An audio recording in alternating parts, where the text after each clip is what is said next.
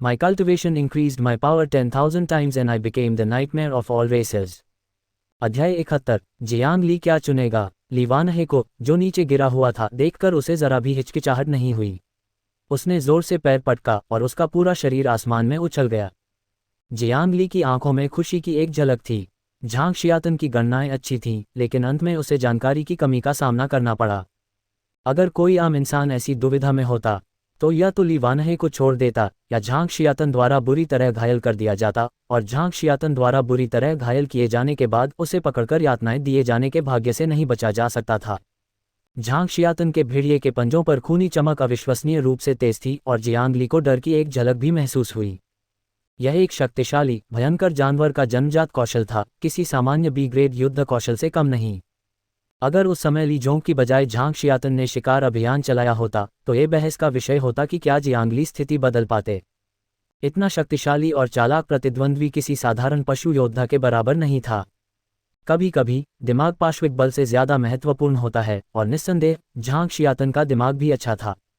लेकिन दुर्भाग्य से उसकी मुलाकात जियांग ली से हुई। इस समय जियांग ली बेहद खुश था कि उसने अपनी साधना के दौरान बी ग्रेड मिश्र धातु युद्ध कवच भी पहना हुआ था। उसकी काली प्रशिक्षण वर्दी के नीचे यह मांस और रक्त नहीं था, बल्कि एक अत्यंत शक्तिशाली रक्षात्मक शक्ति वाला युद्ध कवच था। झांग शियातन को नहीं पता था कि जियांग ली को संघ का युद्ध कवच पुरस्कार मिला है, यह एक गुप्त रहस्य था। उसने जियांग ली को बिना किसी हिचकिचाहट के आकाश में दौड़ते हुए देखा और खून से लथपथ ली वानहे को पकड़ लिया। उसका चेहरा उपहास से भरा था। बेवकूफ़, सच में बेवकूफ़। मुझे लगा था कि तुम बहुत होशियार हो। अभी अभी जियांग ली के शांत शब्दों ने उसे थोड़ा डरा दिया था, लेकिन अब जियांग ली, जिसने लापरवाही से अपनी पीठ पूरी तरह से उसके सामने कर दी, उसे बेहद बेवकूफ़ी का एहसास करा रहा था। आखिरकार वह तो बस एक छोटा सा जानवर है जिसने अभी अभी मार्शल आर्ट की राह पकड़ी है। मेरे बेटे सेना के जूते उठाने के भी लायक नहीं। मेरे लिए मरो। झांग शियातन की आंखों में खून भर गया और उसके पंजों की तीक्ष्णता रात के आकाश में तीक्ष्ण प्रकाश की परतों को प्रतिबिंबित कर रही थी। ली वानहे ये दृश्य देख रहा था, लगभग बेहोश हो गया। उसका मन आत्मदोष से भर गया। उसका शरीर जियांग ली ने जकड़ लिया था। जियांग ली को भी झांग शियातन ने उसकी पीठ पर, उसके दिल के पास बुरी तरह से पंजों से मारा था। स्थिति अविश्वसनीय रूप से खराब लग रही थी। हालांकि अगले ही पल झांग शियातन की आंखें अचानक उभर आईं। उसके होठों की क्रूर मुस्कान तुरंत जम गई और दिल को छूने की कल्पना की गई गर्माहट के बजाय उसके भेड़िए के पंजों में एक ठंडी धातु जैसी सनसनी महसूस हुई। सीजल सीजल चिंगारियां उड़ीं। बी ग्रेड मिश्र धातु युद्ध कवच की सुरक्षा अविश्वसनीय रूप से मजबूत थी, जो पंजों के प्रवेश का जबरदस्त प्रतिरोध करने में सक्षम थी। यह एक मिश्र धातु युद्ध कवच है। झांग जियातन की आंखें गुस्से से फटी जा रही थीं और उसने दोनों पंजों से इस रक्षा स्तर को फाड़ने की पूरी कोशिश की, लेकिन कोई फायदा नहीं हुआ। सिर्फ चिंगारियों की परतें उड़ रही थीं, मानो उसकी अक्षमता का मजाक उड़ा रही हों। एक युद्ध सेनापति स्तर का व्यक्ति मिश्र धातु से बने युद्ध कवच की रक्षा स्तर को भेद सकता था, लेकिन यह इतना आसान नहीं था। फफट, जियांग ली ने मुंह भर खून थूक दिया। हालांकि युद्ध कवच ने पंजों के प्रवेश को रोक दिया था, फिर भी उसे प्रभाव बल सहना पड़ा। सौभाग्य से अधिकांश बल नष्ट हो गया और जियांग ली को केवल मामूली चोटें आईं। इसके अलावा इस प्रभाव बल का उपयोग करते हुए वह बेतहाशा आगे बढ़ा और तुरंत 100 मीटर दूर चला गया। वानहे, क्या तुम ठीक हो? जियांग ली की आंखें चिंता से भरी थीं। ली वानहे खून खांसने लगा। उसे यातना देना आसान बनाने के लिए झांग जियातन ने उसे कई कीमती औषधियां खिलाईं, जिससे वह मुश्किल से चल पा रहा था। ली गे, तुम मेरी चिंता मत करो। मैं अभी भी सांस ले रहा हूं। अगर तुम में क्षमता है तो इस कमीने को मारने में मेरी मदद करो। अगर नहीं तो जल्दी से भाग जाओ। जब तक हरी पहाड़ियां हैं, जलाओ लकड़ी की चिंता करने की कोई जरूरत नहीं है। जियांग ली ने ली वानहे की हालत देखी। जरा से स्पर्श से ही उसका खून बहने लगा और कई हड्डियां टूट गईं, और ये सब औषधियों के असर से ठीक हो गया। मौजूदा चिकित्सा तकनीक के साथ ये बाहरी चोटें कोई समस्या नहीं थीं। लेकिन सबसे महत्वपूर्ण बात यह थी कि ली वानहे की जीवन शक्ति का केंद्र चकनाचूर हो गया था। इसका मतलब था कि ली वानहे पूरी तरह से अपंग हो गया था। मार्शल आर्ट सीखना तो दूर, उसके लिए सामान्य जीवन जीना भी मुश्किल हो गया था। झांग शियातन, तुम मरने के लायक हो। जियांग ली दहाड़ा। उसके मुंह के कोने से खून बह रहा था। ली वानहे को धीरे से जमीन पर लिटाकर जियांग ली मुड़ा और झांग शियातन की ओर दौड़ा। वह ये बर्दाश्त नहीं कर सकता था कि ली वानहे को उसकी वजह से इतनी बुरी हालत झेलनी पड़े। अब उसके मन में बस एक ही ख्याल था, झांग शियातन को मार डालो। उसे ली वानहे से 1000 गुना ज्यादा दर्द महसूस कराओ। चलो छोटे जानवर, आज या तो तुम्हारी मौत है या मेरी। झांग शियातन भी इस समय शांत हो गया। हालांकि उसने अपना लक्ष्य पूरी तरह हासिल नहीं किया था। जियांग ली का ब्लेड उसके हाथ में न होने के कारण उसे यकीन नहीं था कि वह 18 साल के लड़के को नहीं हरा सकता। मैं ली जोंग जैसा निकम्मा नहीं हूँ। झांग शियातन एक खतरनाक जहरीले भेड़िए जैसा था। उसकी शक्तिशाली जान की मांसपेशियां तुरंत जियांग ली की ओर बढ़ते हुए वह फट पड़ा और प्रतिबिंबों में बदल गया। उसके तीखे पंजे सबसे तीखे हथियार थे। जियांग ली के हाथ सफ़ेद बर्फ से ढके हुए थे। बर्फ की हथेली अपनी चरम सीमा तक पहुंच गई थी, मानो उसने बर्फ के कवच वाले दस्ताने पहन लिए हों। अपने युद्ध ब्लेड के बिना भी वह डरा नहीं। युद्ध सेनापति स्तर तक पहुंचने के बाद जियांग ली की ताकत पहले से कहीं ज्यादा बढ़ गई थी। धमाका, पंजे और बर्फ की मुट्ठियां टकराईं जिससे जमीन हिलने जैसी आवाज हुई। अगर अधूरी इमारत के आसपास कोई न होता तो ये बहुत पहले ही ध्यान आकर्षित कर लेती। बर्फ के टुकड़े उड़े, जियांग ली की प्राणशक्ति उबलती रही और उसके हाथों पर नई बर्फ जम गई। हालांकि वह केवल कनिष्ठ युद्ध सेनापति के पद पर था, अपनी शक्तिशाली आत्मा के कारण उसकी प्राणशक्ति की पवित्रता सामान्य कनिष्ठ युद्ध सेनापतियों से कहीं बढ़कर थी और झांग शियातन से किसी भी तरह कम नहीं थी। और सी रैंक ब्लेड तकनीक आइस फ्रॉस्ट पाम सिद्ध क्षेत्र में पहुंचकर हालांकि उसे वज्रअग्नि गुणों जितनी वृद्धियां नहीं मिली, फिर भी उसकी शक्ति काफी थी। धमाका धमाका धमाका, दोनों के बीच लगातार टकराव होता रहा। जियांग ली लगातार शांत होता गया और किसी भी संभावित मौके की तलाश में लगा रहा। दूसरी ओर झांग शियातन और भी ज्यादा चिंतित होता गया। पहले उसने सोचा था कि ली जोंग बहुत बेकार है, लेकिन अब उसने उस विचार को पूरी तरह से त्याग दिया। जियांग ली पूरी तरह से एक राक्षस था। उसने लगातार खतरों का जीवन जिया था और उसका युद्ध कौशल केवल विशेषज्ञ स्तर के शिखर पर था। अपर्याप्त प्रतिभा के कारण वह सूक्ष्म स्तर की दहलीज पार नहीं कर पाया था। लेकिन उसके सामने वाले युवक का युद्ध कौशल उससे कहीं बेहतर था। सूक्ष्म स्तर का शिखर, झांग शियातन का दिल उमड़ती लहरों से भर गया, जिसके बाद एक भयंकर हत्या की भावना उमड़ पड़ी। वह जानता था कि यह उसका आखिरी मौका है। अगर वह इस बार जियांग ली को नहीं मार सका तो उसे बदला लेने का कभी मौका नहीं मिलेगा। फिर से ऐसी प्रतिभा उसे और भी पीछे छोड़ देगी। सपने देखो। जियांग ली को चुपचाप अपने युद्ध तलवार के पास आते देख झांग शियातन ने उसे तुरंत रोक दिया। वह ली वानहे की ओर बढ़ा, जिससे जियांग ली को बचाव जारी रखना पड़ा। दोनों में जबरदस्त लड़ाई हुई, खून लगातार बह रहा था। जियांग ली युद्ध कौशल और प्राणशक्ति की शुद्धता में मजबूत था, जबकि झांग शियातन अपनी विशाल प्राणशक्ति और शक्तिशाली शरीर के साथ साथ बदला लेने की तीव्र इच्छा पर निर्भर था। ऐसे लड़ रहा था मानो उसे मौत का कोई डर ही न हो और आत्मघाती रुख अपनाए हुए था। वह तो बिल्कुल पागल था। धमाका, जियांग ली ने झांग शियातन के चेहरे पर मुक्का मारा, बर्फ के टुकड़े उड़े, खून की धारें छोड़ गए, लेकिन उसके हाथ पर भी लात मारी गई। उसकी हड्डी में हल्का दर्द हो रहा था। अगर उसके हाथ की रक्षा करने वाला युद्ध कवच न होता तो वह सीधे टूट जाता। इस समय जियांग ली की हालत बहुत अच्छा भी नहीं। उसकी प्रशिक्षण वर्दी पहले से ही फटी हुई थी और उसका युद्ध कवच पंजों के निशानों से ढका हुआ था। हालांकि उसके पास सुरक्षा के लिए युद्ध कवच था, लेकिन युद्ध कवच सर्वशक्तिमान नहीं था और जियांग ली को अभी भी शक्तिशाली प्रभाव बल सहना पड़ा। अपने युद्ध ब्लेड के बिना जियांग ली अपनी चरम शक्ति का प्रयोग नहीं कर सकता था, इसलिए वह झांग शियातन के बराबर था। ये पहले से ही काफी भयावह था, क्योंकि झांग शियातन की शक्ति किसी सामान्य उन्नत युद्ध जनरल के बराबर नहीं थी। एक और लात मारकर जियांग ली के सूक्ष्म स्तर के चरम युद्ध कौशल ने चतुराई से उसे चकमा दे दिया। जब तक कि चोटों का आदान प्रदान न हो, झांग शियातन के लिए उसे मारना मुश्किल होगा। Thunderbolt triple slash. Jiang Li ने मौके का फायदा उठाया और अपनी हथेली को ब्लेड की तरह इस्तेमाल किया और पहली बार अपने ब्लेड युद्ध कौशल का इस्तेमाल किया। उसकी शक्ति स्पष्ट रूप से बहुत कम हो गई थी, लेकिन अप्रत्याशित रूप से उसकी हथेली के 3 सीधे वार लगातार शक्ति जमा करते रहे और उसके शरीर में मौजूद वज्र गुण कणों के साथ मिलकर उसे आइस फ्रॉस्ट पाम से भी बेहतर बना दिया। गड़गड़ाहट। हथेली के वार से झांग शियातन का शरीर उड़कर अधूरी इमारत से टकरा गया। इमारतें लगातार गिरती रहीं और धूल उड़ती रही। जियांग ली की आंखें चमक उठीं। मौका। उसका शरीर आगे बढ़ा, स्थिति का फायदा उठाते हुए उसे तुरंत कुचल दिया। जियांग ली आखिरकार बढ़त हासिल करने लगा। झांग शियातन पूरी तरह से पागल हो गया, उसकी आंखें पहले से ही खून से भरी हुई थीं। मर जाओ, मेरे लिए मर जाओ। दोनों ने बेतहाशा लड़ाई की, मुट्ठियां एक दूसरे से टकराईं और बुखार चरम पर पहुंच गया। इस समय दोनों में से किसी के पास अपने आसपास के माहौल पर ध्यान देने की भी ऊर्जा नहीं बची थी। इस समय कोने में ली वानहे अपने खून से लथपथ शरीर को सहारा देते हुए कांपते हुए उस युद्धधार की ओर बढ़ा जिसे जियांग ली ने गिराया था। उसकी रक्तरंजित आंखें लालसा से भरी हुई थीं। 1 कदम, 2 कदम, 3 कदम, हर कदम पर खून बह रहा था और तीव्र दर्द उसकी नसों को कुतर रहा था, लेकिन ली वानहे अविश्वसनीय रूप से दृढ़ था, उसकी आंखों में दृढ़ता भरी थी। वह जियांग ली के लिए कुछ करना चाहता था। आखिरकार उसके दाहिने हाथ ने जियांग ली के युद्ध धार को पकड़ लिया। वह जोर से हाँफने लगा, फिर ली वानहे ने अपनी पूरी ताकत लगाकर युद्ध धार को जियांग ली की ओर फेंका। उसकी खून से सनी हुई भयंकर दहाड़ गूंज उठी। ली गे, पकड़ो तलवार। ली वानहे की दहाड़ ने आखिरकार उनका ध्यान खींचा। एक ठंडी रोशनी चमकी और मिश्र धातु की कृपाण जियांग ली की ओर घूमी, ली वानहे की आशा को लेकर। जियांग ली के चेहरे पर आश्चर्य की एक झलक दिखाई दी, जबकि झांग शियातन के हाव भाव अचानक बदल गए। एक पल की लापरवाही ने ली वानहे को कृपाण पर अपना हाथ रखने का मौका दे दिया था। अगर वह उससे बराबरी तक लड़ पाता या खाली हाथ भी बढ़त हासिल कर पाता तो जियांग ली के हाथों में कृपाण पड़ना निश्चित रूप से मौत के समान होता। झांग शियातन उन्मत्त होकर आगे बढ़ा, जियांग ली से पहले कृपाण छीनने की तमन्ना में। लेकिन जियांग ली कैसे मान सकता था। उसने लगातार 3 हथेलियां मारी, जिससे बर्फ का कवच पूरी तरह चकनाचूर हो गया और झांग शियातन को सफलतापूर्वक पीछे धकेल दिया। झांग शियातन की क्रोधित निगाहों के नीचे जियांग ली ने उड़ती हुई कृपाण को पकड़ लिया और कृपाण हाथ में लेते ही जियांग ली का आभामंडल तुरंत बदल गया।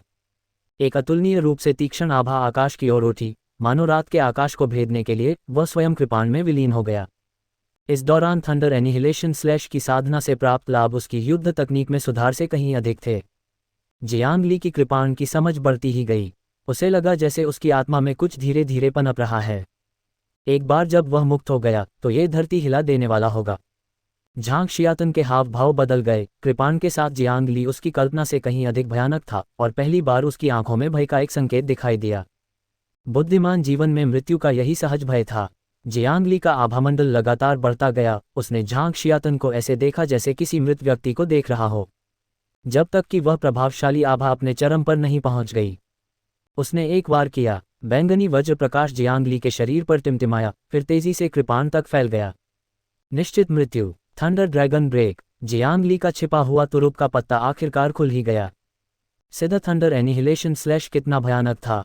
इस वार के साथ रात के आसमान में बिजली चमक उठी और थंडर ड्रैगन सेबर क्यू एक भयावह आभा लिए झांग शियातन की ओर गरजने लगा। सेबर क्यू की परतें एक थंडर ड्रैगन में तब्दील हो गईं और झांग शियातन को मजबूती से जकड़ लिया। झांग शियातन बचना चाहता था लेकिन वह बच नहीं सका। उसने अपने दांत पीस लिए, अपने दिल में डर को सहते हुए, और इस थंडर ड्रैगन का सीधा सामना किया। हालांकि ये तो बस एक रथ को रोकने की कोशिश कर रहा एक मेंटिस था। झांग शियातन के मुंह से एक चीख निकली, मानो किसी प्रतिशोधी आत्मा की तरह। वह इस भयानक वार को रोक नहीं सका, क्योंकि सेबर क्यू की परतें घूमती और काटती रहीं, मानो उसे टुकड़े टुकड़े कर देना चाहती हों। हर वार ने उसे जिंदा ही चीर डाला, दुनिया के सबसे कुशल रसोइये की तरह, सिकाडा के पंखों जितना पतला मांस अलग कर दिया। जब तक कृपाणची का क्षय हुआ, झांग शियातन पूरी तरह से विकृत हो चुका था। उसका पूरा शरीर खून से लथपथ था, उसके शल्क टुकड़े टुकड़े हो गए थे और उसके जानवर जैसे पंजे बड़े करीने से कटे हुए थे। दर्द भरी चीखें गूंज रही थीं, लेकिन चून की उसकी स्वर तंत्रिकाएं कटी हुई थीं, इसलिए वे केवल कराहने की आवाज में बदल सकती थीं। झांग शियातन प्रतिरोध करने की क्षमता पूरी तरह खो चुका था। उस एक वार के तहत अगर जियांग ली ने खुद को नहीं रोका होता तो कृपाणची उसे सीधे टुकड़ों में काट देती। थंडर एनिहिलेशन स्लैश की ऐसी शक्ति थी। हालांकि इसे हासिल करना मुश्किल था, लेकिन इसकी शक्ति पूरी तरह से इसके लायक थी। झांग शियातन की दुखद स्थिति को देखकर जियांग ली भावशून्य था। ये दर्द उसके भाई ने जो सहा था उसका एक अंश भी नहीं था। ली वानहे लंगड़ाते हुए वहां पहुंचा। उसके हाथ कांप रहे थे और उसकी सूखी आवाज अविश्वसनीय रूप से शांत थी, लेकिन उसकी आंखों में नफरत आसमान छू रही थी, यहां तक कि पागलपन की हद तक पहुंच गई थी। ली गे, उसे मेरे हवाले कर दो। जियांग ली ने मन ही मन आह भरी, ये जानते हुए कि ली वानहे ने अमानवीय यातनाएं झेली थीं और उसे अपनी भड़ास न निकालने देना शायद और भी बुरा होगा। यही कारण था कि उसने झांग शियातन को उसका कुत्ता जीवन छोड़ दिया था। आगे बढ़ो, जियांग ली ने धीरे से कहा, ली वानहे को रोके बिना। उसे बस यही चिंता थी कि इस घटना के बाद शरारती, तीखी जबान वाला ली वानहे कहीं गायब न हो जाए। अनुमति मिलते ही ली वानहे की आंखों में पागलपन उमड़ आया। उसने एक हाथ से झांग शियातन का पैर पकड़ा और धीरे धीरे झांग शियातन को पास की अधूरी इमारत में घसीट लिया। पूरी प्रक्रिया अविश्वसनीय रूप से श्रमसाध्य थी, लेकिन वह कांप रहा था और उसे खुद पूरा करने पर अड़ा था। झांग शियातन की एक आंख में डर उभर आया। सिसकियां जारी रहीं। ली वानहे ने धीरे से फुसफुसाया, आओ धीरे धीरे खेलें। वाह वाह। अधूरी इमारत से अमानवीय चीखें निकल रही थीं। जियांग ली को ठंड भी लग रही थी, क्योंकि ली वानहे को हमेशा से अजीबोगरीब चीज़ों का शौक रहा था और उसे तरह तरह की यातनाओं की अच्छी समझ थी। समय धीरे धीरे बीतता गया। चीखें कम होती गईं। आखिरकार जियांग ली को झांग शियातन की आभा का एहसास नहीं हुआ। जाहिर था उसने आखिरी सांस ली थी। एक पल बाद ली वानहे लड़खड़ाते हुए बाहर आया, पूरी तरह खून से लथपथ। हालांकि इस बार ये सिर्फ उसका अपना खून नहीं था, बल्कि झांग शियातन का भी खून था। ली वानहे को बाहर आते देख जियांग ली जल्दी से उसे सहारा देने के लिए उसके पास गया। उसने राहत की सांस ली, क्योंकि ली वानहे की आंखें अब पहले जैसी बेजान नहीं थीं, उनमें एक जीवंतता थी। वानहे, मुझे माफ करना, जियांग ली ने धीरे से कहा। उसे अपराधबोध हो रहा था क्योंकि उसने ली वानहे को फंसाया था। ली वानहे ने धीरे से अपना हाथ हिलाया, उसके होठों पर एक मुस्कान तैर गई। ली गे, तुम्हें ये बातें कहने की जरूरत नहीं है, मुझे पता है। उसने जियांग ली को अपनी बात जारी रखने से रोका और विषय बदल दिया। ली गे, ये झांग शियातन पर मिला था। ली वानहे ने एक जानवर की खाल दी जिस पर 3 पत्ती वाले सर्प के जन्म पुष्प के बारे में विस्तृत जानकारी दर्ज थी, जिसमें उसके विकास का स्थान, परिपक्वता का समय आदि शामिल था। अभी झांग शियातन को प्रताड़ित करते हुए झांग शियातन ने इस जानवर की खाल को अपने मुंह में ठूंसने की पूरी कोशिश की, लेकिन ली वानहे ने उसे छीन लिया। ली गे, इस तरह की जानवर की खाल काले बाजार के लेन देन की जानकारी पाने का एक आम तरीका है। ली वानहे ने अपनी भौहें सिकोड़ते हुए समझाया। लेकिन कुछ गड़बड़ लग रही है, लगता है झांग शियातन जानबूझकर मुझे इस जानवर की खाल ढूंढने के लिए कह रहा था। जियांग ली की नज़र उस पर पड़ी। 3 पत्तों वाला सर्प जन्म पुष्प। यह एक बीस्तरीय खजाना था जो हाई स्कूल के 3 वर्षों के दौरान अध्ययन किए गए खजाना एटलस में दर्ज था। यह न केवल एक युद्ध जनरल स्तर के साधक को एक छोटे से क्षेत्र को भेदने में सक्षम बना सकता था, बल्कि उसकी योग्यता में भी थोड़ा सुधार ला सकता था। वर्तमान जियांग ली के लिए यह अविश्वसनीय रूप से उपयुक्त था। उसकी आंखें चमक उठीं, प्रलोभन की गंध को महसूस करते हुए। ऐसा लगा जैसे नींद में ही कोई तकिया प्रकट हो गया हो। झांग शियातन को मारने के तुरंत बाद उसे अपने पास इतना उपयुक्त खजाना मिला। कितना अजीब, यह एक बड़ा संयोग था। मिंगलिंग शहर के पास का निर्जन क्षेत्र। जियांग ली की नज़रें रुक गईं। क्या यह उस जगह के पास नहीं है जहां तुम्हारा विशेष प्रशिक्षण शिविर है, ली गे? ली वानहे के हाव भाव बदल गए। ली गे, ऐसा लग रहा है जैसे कोई तुम्हें वहां फुसलाने की कोशिश कर रहा है। जियांग ली ने धीरे से सिर हिलाया। दोनों में से कोई भी मूर्ख नहीं था, और पहले और बाद की बातों को जोड़ते हुए उन्हें तुरंत एहसास हुआ, और उन्होंने एक दूसरे को देखा। झांग शियातियान के पीछे कोई है। आखिर कौन है? जियांग ली के दिल में एक उदासी छा गई। अंधेरे में छिपे किसी दुश्मन द्वारा रची गई साजिश निश्चित रूप से उसे अच्छा नहीं लग रहा था। 10,000 जानवरों के संप्रदाय के उच्च पदस्थ सदस्य। क्या ये संयोग है या मुझे नकली परीक्षा की वजह से देखा गया था? मौजूदा हालात को देखते हुए झांग शियातन बस किसी और का हथियार था, नफरत से अंधा एक मूर्ख। जियांग ली जानवर की खाल पर दी गई जानकारी को गौर से देख रहा था। उसके विचार उफन रहे थे।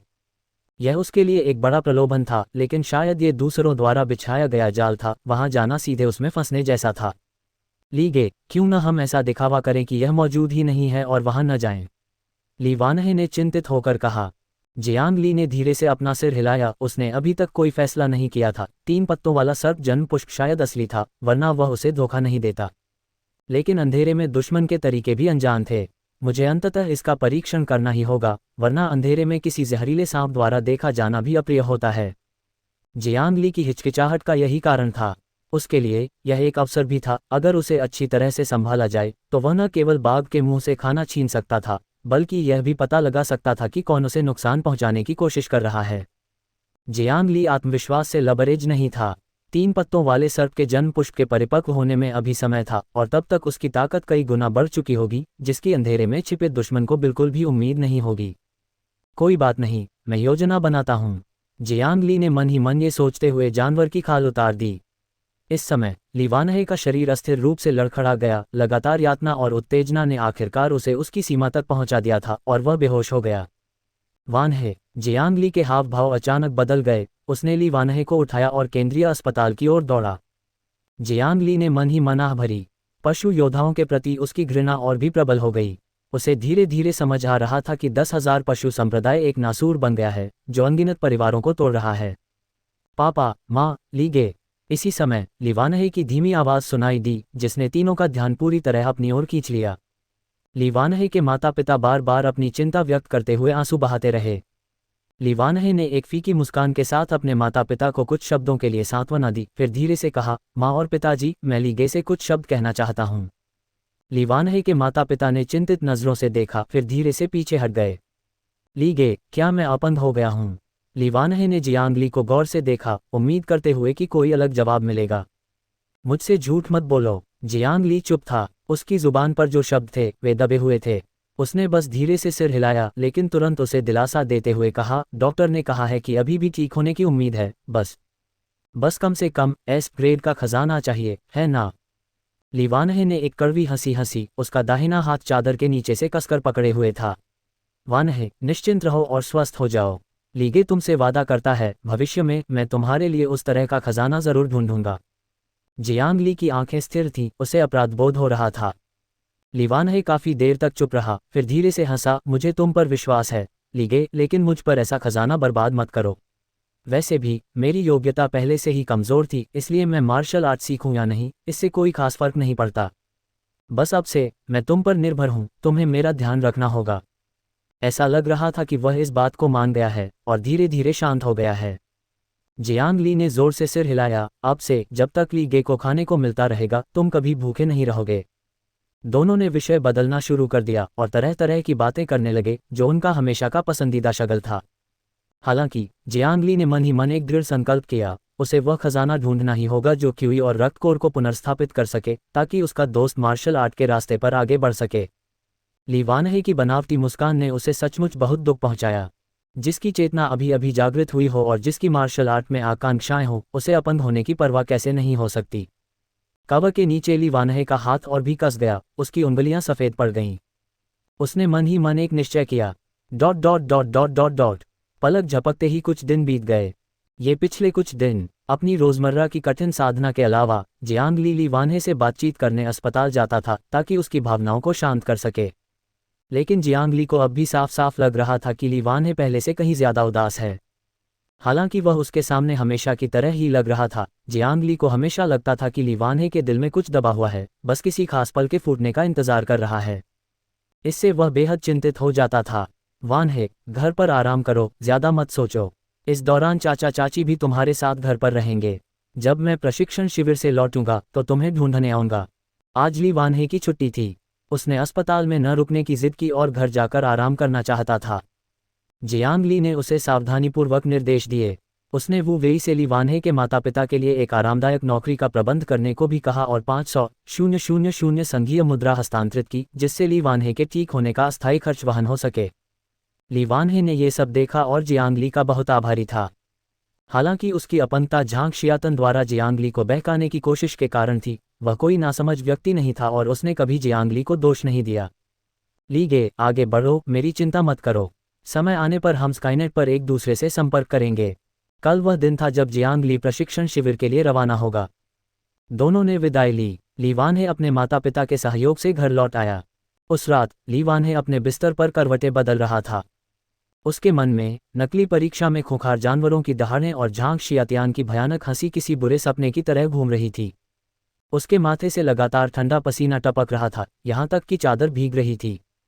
नहीं, मैं अब दूसरों पर निर्भर नहीं रहना चाहता, मैं खुद पर निर्भर रहना चाहता हूँ। लीवानहे ने अचानक अपनी आंखें खोलीं और आखिरकार अपना मन बना लिया। उसने अपने कमजोर शरीर को सहारा दिया, बिस्तर से उठा, कपड़े पहने, अपने औजार उठाए और चुपचाप दरवाजे से बाहर निकल गया। जल्द ही वह उस जगह पहुंच गया जहां उसने राक्षसी प्राचीन घंटी का टुकड़ा दफनाया था। धीरे से एक अदृश्य आवाज उसे फुसला रही थी, खोदो इसे, खोदो इसे। प्राचीन घंटी के टुकड़े की अज्ञात राक्षसी प्रकृति के बारे में सोचते हुए, जो 10,000 जानवरों के संप्रदाय से भी संबंधित लग रहा था, लीवानहे हिचकिचाया। उसे नहीं पता था कि इस प्राचीन घंटी का असली मतलब क्या है। हालांकि उस आवाज ने एक बार उससे कहा था कि यह उसे एक बेजोड़ शक्ति बनने में मदद कर सकती है। अब यही उसकी एकमात्र जीवन रेखा थी। शायद यह उसे अपने मार्शल आर्ट के रास्ते पर वापस लौटने में मदद कर सकती थी। उसे जियांग ली द्वारा बताए गए एस ग्रेड खजाने पर विश्वास था, लेकिन इसमें बहुत समय लगेगा और वह इंतजार नहीं कर सकता था। दूसरों पर निर्भर रहने से बेहतर है खुद पर भरोसा करना। मैं अपना भाग्य खुद तय करना चाहता हूँ। लीवानहे की आंखों में एक तेज चमक चमक उठी। उसने एक के बाद एक फावड़े से खुदाई की। रेत का ढेर ऊंचा होता गया और लीवानहे की हथेलियां पहले से ही पसीने से लथपथ थीं। उसने उस समय इस टुकड़े को दफनाने के लिए अपार इच्छाशक्ति खर्च की थी और अब वह इसे अपने हाथों से खोद रहा था। खनक, एक तीखी खनक ने लीवानहे को चौंका दिया। एक और फावड़ा। इसके तुरंत बाद गड्ढे में हथेली के आकार का एक प्राचीन कांसे का घंटी का टुकड़ा दिखाई दिया। प्राचीन घंटी पर कांसे के पैटर्न अविश्वसनीय रूप से अजीब थे, वे स्पष्ट रूप से स्थिर थे, फिर भी वे लगातार हिलते हुए प्रतीत हो रहे थे। लिवानहे ने उसे अपनी हथेली में पकड़ा, दांत पीस लिए, अपनी उंगली काट ली और उस पर खून टपका दिया। एक पल में कांसे की घंटी तेज रोशनी के साथ फूट पड़ी। लिवानहे के मन में एक राक्षसी आवाज तुरंत गूंजी, हे, छोटे दोस्त, आखिरकार तुमने समझ ही लिया। लिवानहे के हाव भाव अपरिवर्तित रहे, जीवन और मृत्यु के बीच यातनाएं झेलने के बाद उसका मन पहले ही बदल चुका था। मुझे बताओ कि तुम असल में क्या हो, अगर मैं संतुष्ट नहीं हुआ तो तुम्हें सौंप दिया जाएगा। संघ के युद्ध राजाओं को तुम में बहुत रुचि होनी चाहिए। पिछली बार इस प्राचीन घंटी के अंदर की आवाज ने उसे बताया था कि सभी पशु योद्धा 10,000 पशु संप्रदाय नामक एक विशाल संगठन के हैं, और उसने कुछ अजीबोगरीब बातें कहीं, यहाँ तक कि उसके कार्यों को भी प्रभावित किया, जिससे वह डरकर रातों रात उन टुकड़ों को दफना दिया। पहले वह बहुत डरता था, लेकिन अब उसे समझ आ गया था। इस टुकड़े के अंदर की आवाज़ उसके काम में बिल्कुल भी दखल नहीं दे सकती थी, वह केवल कुछ छोटी मोटी चालों से ही उसे प्रभावित कर सकती थी। कहने की आवाज़ अचानक बंद हो गई, जैसे किसी हंस की गर्दन अचानक दबा दी गई हो। ये बच्चा नियमों से नहीं खेलता। मैं एक सर्वोच्च शक्ति की अवशिष्ट आत्मा हूँ। मुझे अपना गुरु मान लो और मैं तुम्हें एक अद्वितीय विशेषज्ञ के मार्ग पर चलने में मदद कर सकता हूँ। ये साधारण पैतृक तारा तुम्हारे हाथ के एक इशारे से नष्ट हो सकता है। लिवानहे ने उपहास किया। वह डींगे जरूर मार सकता है। वह किसे बेवकूफ़ बना रहा है। अगर वह इतना अद्भुत है तो अब वह एक अवशिष्ट आत्मा कैसे बन गया? मैं पूछता हूँ, तुम जवाब दो। उसने प्राचीन घंटी की आवाज़ को कोई स्पष्टीकरण नहीं दिया, शांति से कहा, मेरी प्राण ऊर्जा अब अपंग हो गई है और मुझे मार्शल आर्ट से कोई उम्मीद नहीं है। क्या तुम्हारे पास मुझे ठीक करने का कोई तरीका है? आवाज़ थोड़ी असहाय लग रही थी, बोलना पूरा होने से पहले ही बीच में ही रोक दिया जाना वाकई असहज था। लेकिन उस बच्चे के चेहरे को देखकर, जो कुछ भी गलत कहने पर उसे फिर से दफनाने के लिए तैयार था, उसने शब्दों को बर्बाद करने की हिम्मत नहीं की। आखिरकार वह अब एक अवशिष्ट आत्मा का एक छोटा सा अंश मात्र था। अगर उसे दोबारा दफना दिया गया तो वह सचमुच कभी दिन का उजाला नहीं देख पाएगा। हाँ, और एक बार ठीक हो जाने पर अपने तथाकथित युद्ध राजा के दायरे तक पहुंचना आसान हो जाएगा। वह चित्र बनाने लगा। लिवानहे ने हल्के से सिर हिलाया और फिर पूछा, 10,000 जानवरों के संप्रदाय से तुम्हारा क्या रिश्ता है? आवाज़ झिझकी, लिवानहे के रवैये को लेकर अनिश्चित। क्या तुम्हारा घाव 10,000 जानवरों के संप्रदाय ने छोड़ा था? बिल्कुल सही। तो ये सही है। मैं भी उस शापित 10,000 जानवरों के संप्रदाय को बर्दाश्त नहीं कर सकता, खासकर उनके दुष्ट संप्रदाय गुरु को, जो पुल जलाता है और पूरी तरह से अमानवीय है। पुरानी घंटी की आवाज़ जोर से गाली दे रही थी। लिवानहे थोड़ा उत्सुक हो गया। क्या तुम्हें 10,000 जानवरों के संप्रदाय ने नुकसान पहुंचाया था? बकवास, ये कमीने, इन्हें और 10,000 साल दे दो फिर भी ये नामुमकिन होगा। मैं तुमसे पूछता हूँ, क्या तुम बदला लेना चाहते हो? लिवानहे की आंखें आग से जल उठीं। हाँ, काश मैं 10,000 जानवरों के संप्रदाय को नष्ट कर पाता। अच्छा, तो मैं तुम्हें एक अच्छी विधि सिखाऊंगा। कौन सी विधि? उनके संप्रदाय का गुरु बन जाओ। लिवानहे के चेहरे पर एक भाव जम गया और उसने गुस्से से कहा, क्या तुम मेरे साथ खिलवाड़ कर रहे हो? ये कहते हुए उसने फावड़ा चलाना शुरू कर दिया। अरे नहीं मेरे छोटे पूर्वज, रुको। यह उस साधना विधि से संबंधित है जो मैं तुम्हें सिखा रहा हूँ और इसमें कोई खामी नहीं दिखाई देगी। चिंता मत करो, मैं 10,000 जानवरों के संप्रदाय से परिचित हूँ। सच में? बिल्कुल। लिवानहे ने उस पुरानी घंटी की मिट्टी थपथपाई, उसे अपनी बाहों में भर लिया और घर जाने के लिए मुड़ गया। मुझे अभी भी तुम पर भरोसा नहीं है। तुम्हें मेरा विश्वास जीतने का कोई रास्ता ढूंढना होगा। धिक्कार है। ठीक है, अब से मैं तुम्हें ज़ियाओगान कहूँगा। धिक्कार है, ज़ियाओगान। आवाज़ पूरी तरह से शक्तिहीन हो गई थी, अब वह अपनी अजीब सी खिलखिलाती हंसी नहीं निकाल पा रही थी। उस दिन के बाद से लिवानहे ने जीवन में एक बिल्कुल अलग राह पकड़ ली। लीगे, मैं तुमसे पीछे नहीं रहूँगा। अच्छे भाई, जैसा कि हमने तय किया था, तुम्हें अकेले आगे कैसे बढ़ने दे सकते हैं। ... दूसरी तरफ जियांग ली अपनी खिड़की के पास खड़ा रात के आसमान को निहार रहा था। कल वह विशेष प्रशिक्षण शिविर के लिए रवाना होने वाला था। यह यात्रा कम से कम 1 महीने तक चलेगी, शायद उससे भी ज्यादा, और यह घर से उसकी अब तक की सबसे लंबी दूरी होगी। तारों के ऊपर और भी दुनियाएं होनी चाहिए, है ना? जियांग ली की नज़रें गहरी थीं, उसके माता पिता और चाची शायद दूसरे तारों पर हों। जैसे जैसे उसकी शक्ति बढ़ती गई और उसका क्षितिज विस्तृत होता गया, वह अब भोलेपन से यह नहीं मानता था कि उसके माता पिता अभी भी पैतृक तारे पर हैं, कि रक्त नदी जगत स्पष्ट रूप से पैतृक तारे का उत्पाद नहीं था।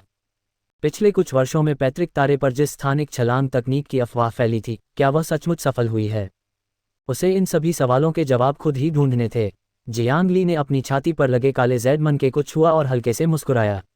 उसे कोई निराशा नहीं हुई क्योंकि वह लगातार प्रगति कर रहा था। थंडर एनिहिलेशन / निर्धारित समय पर पूर्ण क्षेत्र में पहुंच गया है, लेकिन मुझे लगता है कि पूर्णता से आगे अभी एक और कदम बाकी है। शायद मैं उस कलात्मक अवधारणा स्तर पर बात कर सकूं जिसका जिक्र निंगजिंग सीनियर सिस्टर ने किया था।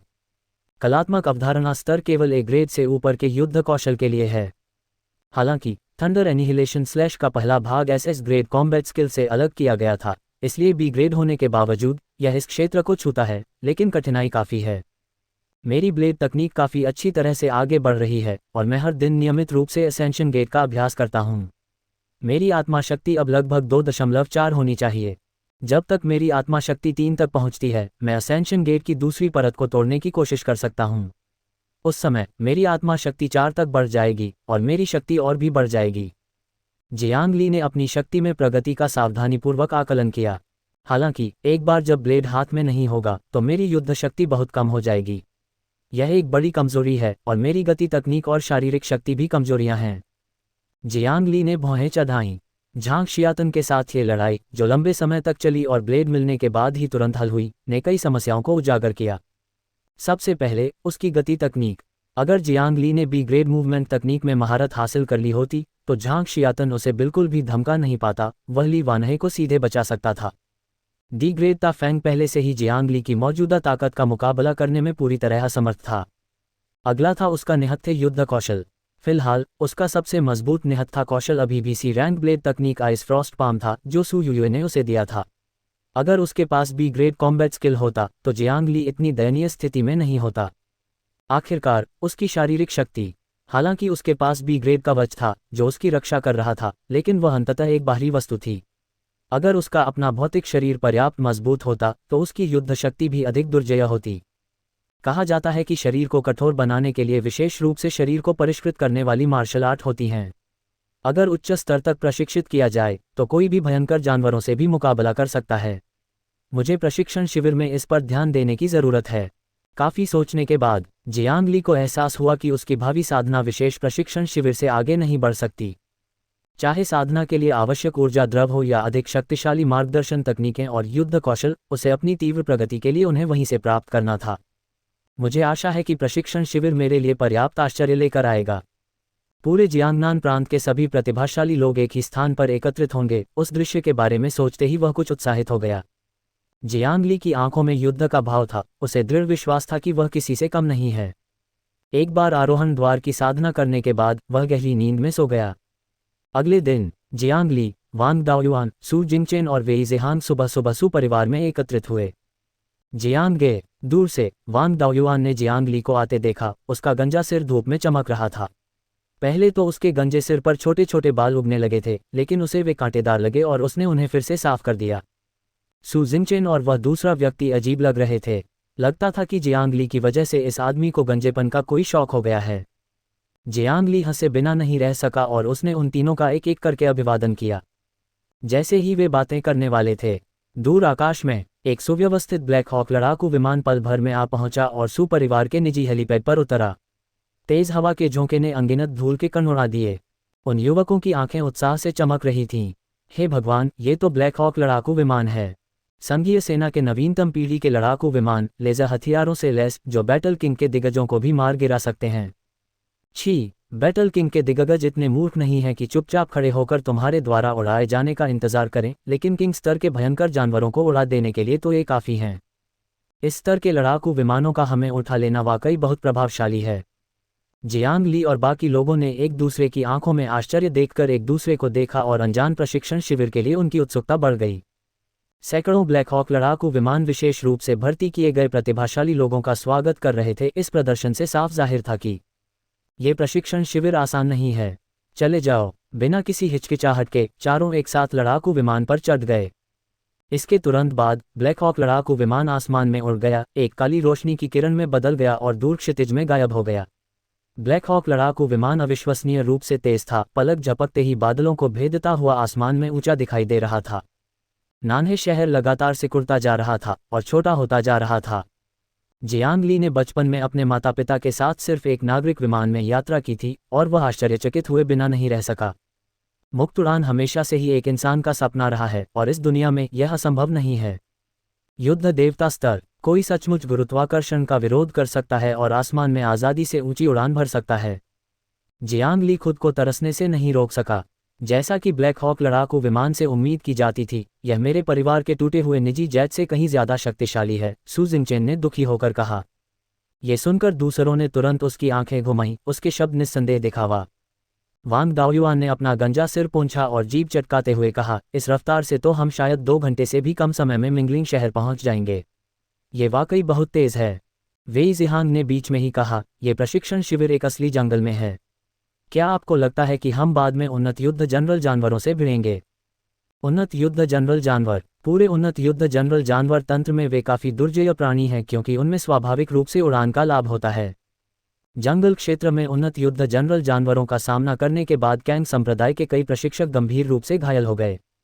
सामान्यतः जानवान क्षेत्र में पहुंचने के बाद ही कोई लंबी दूरी के हमले के तरीकों में निपुण होगा, और तभी उन्नत युद्ध जनरल जानवरों का सामना केवल निष्क्रिय रूप से पराजित होने के रूप में नहीं होगा।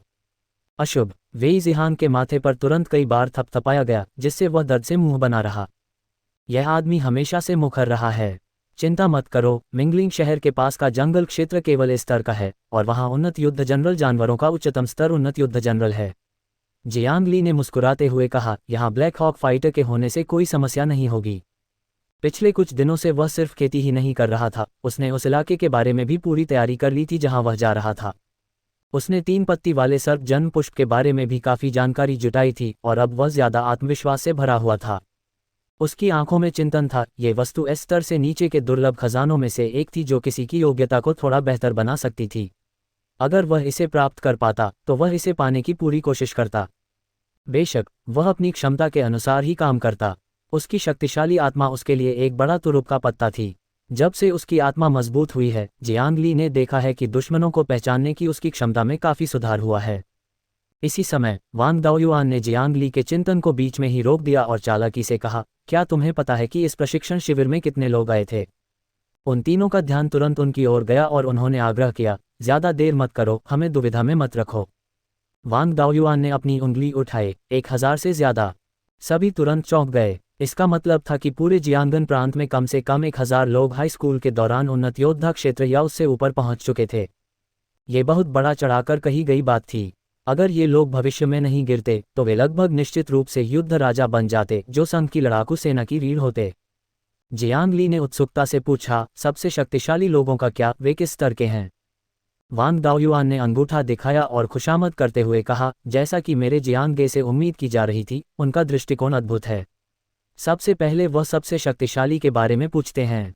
मैंने सुना है कि कम से कम जूनियर वॉर जनरल क्षेत्र में 5 या 6 सबसे शक्तिशाली लोग हैं। ये कहना मुश्किल है कि क्या कोई इंटरमीडिएट वॉर जनरल तक पहुंच पाया है। आखिरकार जियांगन प्रांत इतना बड़ा है, कुछ भी संभव है। सू जिंगचेन ने बड़बड़ाते हुए कहा, यह तो पागलपन है। तुम्हारे हिसाब से 1000 से ज्यादा लोगों में से 400-500 शीर्ष योद्धा हैं और 200-300 सीमा योद्धा।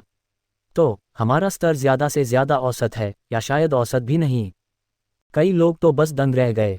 इस विशेष प्रशिक्षण शिविर का मूल्य बहुत ज्यादा था। कोई भी अनजान व्यक्ति शहर का एक प्रतिभाशाली व्यक्ति बन जाता। जियांग ली की आंखें थोड़ी झपक गईं, लेकिन उसे कोई फर्क नहीं पड़ा। अब वह जूनियर वॉर जनरल क्षेत्र में भी था, और अगर दूसरा पक्ष भी प्रतिभाशाली था तो उसे पूरा भरोसा था कि वह सभी रैंकों में लड़ सकता है। आखिरकार हर कोई हर पहलू में उतना परिपूर्ण नहीं हो सकता जितना वह था। जियांगे जैसे विकृत व्यक्ति के रहते हमारा नान्हे शहर कमजोर नहीं माना जाएगा। जब तक जियांगे युद्ध जनरल स्तर के क्षेत्र में पहुंच जाता है, टीएस मुझे लगता है कि वह प्रशिक्षण शिविर में शीर्ष स्थान के लिए भी प्रतिस्पर्धा कर सकता है। वांग दाओयुआन ने हंसते हुए कहा। सू जिंगचेन और वेई जिहांग ने सहमति में सिर हिलाया। तीनों की नज़र में जियांग ली की युद्ध क्षमता बहुत ही जबरदस्त थी। किसका सीमा योद्धा एक मध्यवर्ती युद्ध जनरल 20 योद्धा को उल्टकर मार सकता है? मेरा जियांगे कर सकता है। जियांग ली थोड़ा हंसे बिना नहीं रह सका। ये लोग उससे भी ज्यादा आश्वस्त थे। इस समय ब्लैक हॉक लड़ाकू विमान बेस शहर से पूरी तरह निकल चुका था और वाइल्डनेस एरिया की ओर बढ़ रहा था। अचानक, हे भगवान, वेई जिहांग, तुम बदकिस्मत हो! सू जिंगचेन आश्चर्य से चिल्लाए। सब ने देखा और उनकी पुतलियां तेजी से सिकुड़ गईं। उन्होंने एक उन्नत युद्ध जनरल बीस्ट को आगे हवा में चीरते हुए देखा। उसकी भयंकर आभा लड़ाकू विमान पर टिकी हुई थी। उसके काले पंख 10 झांग तक फैले हुए थे, उसके तीखे पंजे धूप में चमक रहे थे, लेकिन सबसे ज्यादा परेशान करने वाली चीज उसकी चील जैसी आंखें थीं, जो ठंडी और जानलेवा थीं। एडवांस्ड वॉर जनरल के जानवर और इंसान हमेशा से एक साथ नहीं रह पाए हैं, उनका मिलन मौत तक की लड़ाई है। लिमिट एडवांस्ड वॉर जनरल जानवर, golden crown demon eagle. Jiang Li ने धीरे से सांस छोड़ी। यह एक बहुत ही शक्तिशाली एडवांस्ड वॉर जनरल जानवर था जो उसने किताबों में देखा था। हालांकि यह बताया गया था कि ब्लैक हॉक लड़ाकू विमान एडवांस्ड वॉर जनरल के जानवरों को उड़ा सकता है, लेकिन कोई भी सच्चाई के बारे में निश्चित नहीं था, और हवा में ऐसे एडवांस्ड वॉर जनरल जानवर का सामना करने पर उन्हें पसीना आ जाता था। घबराओ मत, पायलट ने मुस्कुराते हुए कहा। वह लड़ाकू विमान के अंतर्निहित हथियार, लेजर तोप को सक्रिय करने ही वाला था। इसी समय दूसरी तरफ से अचानक कई मोटी लेजर किरणें निकलीं। यह एक और ब्लैक हॉक लड़ाकू विमान था। भयंकर राक्षस चील की आंखों में भय साफ झलक रहा था। उसके तेज रफ्तार से उड़ते शरीर को मुड़ने का भी समय नहीं मिला और वह सीधे लेजर किरणों से टकरा गया। सिजल सिजल, लेजर किरणें तुरंत राक्षस चील के शरीर में घुस गईं, उसकी जीवन शक्ति नष्ट हो गई और वह शक्तिहीन होकर जमीन पर गिर पड़ा। जियांग ली और बाकी तीनों दंग रह गए। ये हथियार बहुत ही जबरदस्त था। एक लिमिट एडवांस्ड वॉर जनरल जानवर बिना किसी प्रतिरोध के तुरंत ही नष्ट हो गया। अगर हमारा संघ इस हथियार को व्यापक रूप से लोकप्रिय बना सके तो एडवांस्ड वॉर जनरल जानवरों का विनाश बस होने ही वाला है, सु जिंगचेन ने उत्साह से कहा। यह इतना आसान नहीं है। यह बस एक संयोग था कि यह एडवांस्ड वॉर जनरल जानवर इससे टकरा गया, वरना इसे मारना इतना आसान नहीं होता, पायलट ने मुस्कुराते हुए कहा। फिर उसने खिड़की नीचे की ओर चिल्लाया, जियाओ झाओ, जब हम वापस आएंगे तो मैं तुम्हारे लिए एक ड्रिंक पिलाऊंगा। ठीक है। दूसरा लड़ाकू विमान समानांतर उड़ रहा था। जियांग ली और बाकी लोगों ने खिड़की से झांका और सामने वाले लड़ाकू विमान में कई किशोरों को देखा जो विशेष प्रशिक्षण शिविर की ओर जा रहे थे। वहाँ काफी लोग हैं, लगभग 10 या इतने ही, लेकिन कौन जाने वे सिर्फ सुंदर चेहरे वाले हैं और बेकार हैं। वांग दाओयुआन ने मुंह बनाया। वह अपने सामने खड़े लोगों से परेशान था। सामने की तरफ खड़े लगभग 1 दर्जन किशोर, पुरुष और महिलाएं, एक युवक से घिरे हुए थे जैसे चांद के चारों ओर तारे हों। ये लोग बेहद घमंडी थे और जियांग ली और बाकियों को देखते हुए उनकी आंखें तिरस्कार से भरी थीं। उनकी आंखें मानो कह रही थीं, गंवारों, दुनिया देखी ही नहीं। वे साफ तौर पर जियांग ली और बाकियों का मजाक उड़ा रहे थे क्योंकि वे ब्लैक हॉक फाइटर की ताकत देखकर दंग रह गए थे। वांग दाओयुआन जितना ज्यादा इस बारे में सोचता उतना ही ज्यादा गुस्सा होता और उसने तुरंत दूसरी तरफ हाथ का इशारा किया।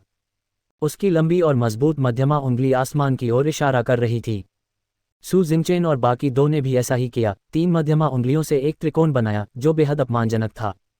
सामने की तरफ खड़े किशोर गुस्से में थे और जोर जोर से गालियां दे रहे थे, लेकिन खिड़की से उनकी आवाजें सुनाई नहीं दे रही थीं। वेई जिहांग ने चालाकी से उसका कान भी पकड़ा। तुम नाराज हो और मैं खुश। दोनों लड़ाकू विमान जल्द ही अलग हो गए और दोनों प्रशिक्षण शिविर की ओर बढ़ गए। वांग दाओयुआन और बाकी दोनों खिलखिलाकर हंस पड़े। जियांग ली भी अपना सिर हिलाकर मुस्कुराने से खुद को नहीं रोक सका। उसने दूसरी तरफ से आई तिरस्कार भरी निगाहों को दिल पर नहीं लिया। मौखिक बहस बेमानी थी। अगर उन्होंने प्रशिक्षण शिविर में दिखावा करने की हिम्मत की तो पिटाई से वे ईमानदार साबित हो जाएंगे। 1 दर्जन लोग, वे जियांगन प्रांत के किसी बड़े बेस शहर के छात्र होने चाहिए। उनका नेतृत्व करने वाला बहुत ताकतवर है, जियांग ली ने धीरे से कहा। वह उन जूनियर युद्ध जनरलों में से एक होना चाहिए जिनका तुमने जिक्र किया था, बूढ़े वांग। वांग दाओयुआन का चेहरा उतर गया। अरे बाप रे, ऐसा लग रहा था जैसे उन्होंने लोहे की प्लेट पर लात मार दी हो। जियांग ली खिलखिलाकर हंसा। चिंता मत करो, जियांगे तुम्हारे साथ है। तुम्हारा जियांगे सबसे बड़ा लोहे का तख्त है। कई लोग इस छोटी सी बात को दिल पर न लेते हुए बातें करते और हंसते रहे। उन्होंने तो युद्ध सेनापति स्तर के राक्षस योद्धाओं से भी युद्ध किया था, इसमें डरने की क्या बात थी। आखिरकार उन्होंने जिंदगी और मौत दोनों को एक साथ बांट ली थी। जल्द ही लड़ाकू विमान लगातार नीचे उतरता गया और धीरे धीरे एक विशाल सैन्य अड्डा उनकी नजरों में आ गया। धात्विक चमक और तकनीक की समझ, साथ ही उसमें समाहित शक्तिशाली आभा ने चारों को उत्सुकता से भर दिया। विशेष प्रशिक्षण शिविर का अड्डा आखिरकार आ ही गया था। ब्लैक हॉक लड़ाकू विमान से निकली तेज हवा ने जियांग ली और बाकी तीनों को हल्के से नीचे कूदने पर मजबूर कर दिया और वे सीधे बेस के अंदर जा गिरे। अंदर पहुंचते ही उन चारों को इस प्रशिक्षण शिविर का खौफ सचमुच महसूस हुआ। जिधर भी वे देखते थे, चांदी की इमारतें धातु की चमक से जगमगा रही थीं और यांत्रिक तोपों में सैनिक लगातार आगे पीछे गश्त कर रहे थे। 4 कोनों में लेजर तोपों ने जियांग ली को विस्मय से कांपने पर मजबूर कर दिया। चारों ने अभी अभी इसकी शक्ति देखी थी। यह आसानी से किसी उन्नत युद्ध जनरल को मार सकती थी, और अब इनकी संख्या हजारों में थी। कई ऐसे हथियार भी थे जिन्हें जियांग ली और बाकी लोग पहचान नहीं पाए। जाहिर तौर पर वे साधारण हथियार नहीं थे, कम से कम लेज़र तोपों से कमज़ोर तो नहीं। सब ने गहरी सांस ली, एक बार फिर ग्लोबल वार्मिंग में योगदान दिया। 4 शब्द, कड़ी सुरक्षा। ये स्पष्ट था कि 5 प्रसिद्ध स्कूलों ने संघ के इन भावी कुलीनों में भारी निवेश किया था। अगर 10,000 जानवरों का संप्रदाय या भयंकर जानवर कोई उपद्रव करना चाहते तो वे जरूर चले जाते और कभी वापस नहीं आते। इतने सारे लोग, सू जिंगचेन चिल्लाए। रास्ते में उन्हें लगातार प्रशिक्षण शिविर में नए नए आए छात्र दिखाई दे रहे थे, सभी जियांग ली और उसके साथियों की उम्र के ही थे। 1000 से ज्यादा लोग सुनने में ज्यादा नहीं लग सकते, लेकिन जब वे पंक्तिबद्ध होते तो एक घना काला समूह बन जाता। कोड स्कैन करो, इधर उधर मत भटकना। जियांग ली ने झूमते हुए वांग दाओयुआन को खींचा और उसे अपने स्काईकॉम से कोड स्कैन करने का इशारा किया, और प्रशिक्षण शिविर की कई बुनियादी जानकारी तुरंत स्काईकॉम पर दिखाई देने लगी। ये वर्गीकृत और काफी विस्तृत थी। चलो, हमारा छात्रावास वहां है। जियांग ली ने आगे बढ़कर तीनों का मार्गदर्शन किया। जल्द ही चारों एक छोटे से विला के सामने रुक गए। उस पर लिखा था नान्हे सिटी छात्र छात्रावास भवन। विला 2 मंजिला था। ऊपरी मंजिल रहने के लिए थी, जहां चारों के पास अपना अपना कमरा था, जबकि निचली मंजिल एक विशाल प्रशिक्षण कक्ष था ताकि वे एक दूसरे को परेशान न करें। उफ, सच में बहुत ज्यादा खर्चीला। मैं इतने अच्छे छात्रावास में कभी नहीं रहा। जियांग ली भावुक होकर आहें भरने लगा। वह सबसे मजबूत था, लेकिन सबसे गरीब परिवार से था। उसने कभी विलासितापूर्ण जीवन नहीं जिया था, इसलिए वह काफी हैरान था। हालांकि वांग दाओयुआन और बाकी 2 ने ज्यादा प्रतिक्रिया नहीं दिखाए। यहाँ एक स्मार्ट हाउसकीपर भी है, ये वाकई बहुत अच्छा है। ओह ठीक है, रात के खाने के बाद प्रवेश समारोह है। तुम तीनों मत भूलना। आज रात से पहले सभी छात्र तैयार हो जाएंगे। प्रवेश समारोह। ये कहकर जियांग ली अकेले अपने कमरे में लौट आया। वह पहले से ही प्रशिक्षण शिविर की जानकारी देखने के लिए उत्सुक था जो उसने पहले स्कैन की थी। उसने पहले तो बस एक नज़र डाली थी, लेकिन उसे अपनी ज़रूरत की कई चीज़ें पहले ही मिल चुकी थीं। वांग दाओयुआन ने कंधे उचकाए। तो हम तीनों घूमने जा रहे हैं। हर कोई जियांग गे जितना असामान्य नहीं होता, हर समय साधना करता रहता है। मुझे नहीं पता कि वह इसे कैसे सहन करता है। कुछ शिकायतों के बाद तीनों बाहर चले गए। कमरे के अंदर जियांग ली की आंखें सदमे से भर गईं। जितना ज्यादा वह जानकारी की जांच करता, उसका दिल उतना ही ज्यादा उत्तेजित होता जाता। प्रशिक्षण शिविर स्वाभाविक रूप से छात्रों के प्रशिक्षण पर केंद्रित था। इसका उद्देश्य इन प्रतिभाशाली छात्रों को नामांकन से पहले और मजबूत बनाना और उनमें से राक्षसी प्रतिभाओं को और निखारना था। सर्वश्रेष्ठ में से सर्वश्रेष्ठ का चयन। युद्ध शक्ति के 4 तत्वों उपकरणों के अलावा, जो एक बाहरी शक्ति है, प्रशिक्षण शिविर अन्य तीनों पहलुओं को कवर करेगा। प्राण ऊर्जा साधना के संदर्भ में जियांग ली को जिस मार्गदर्शक तकनीक की जरूरत थी, वह थी।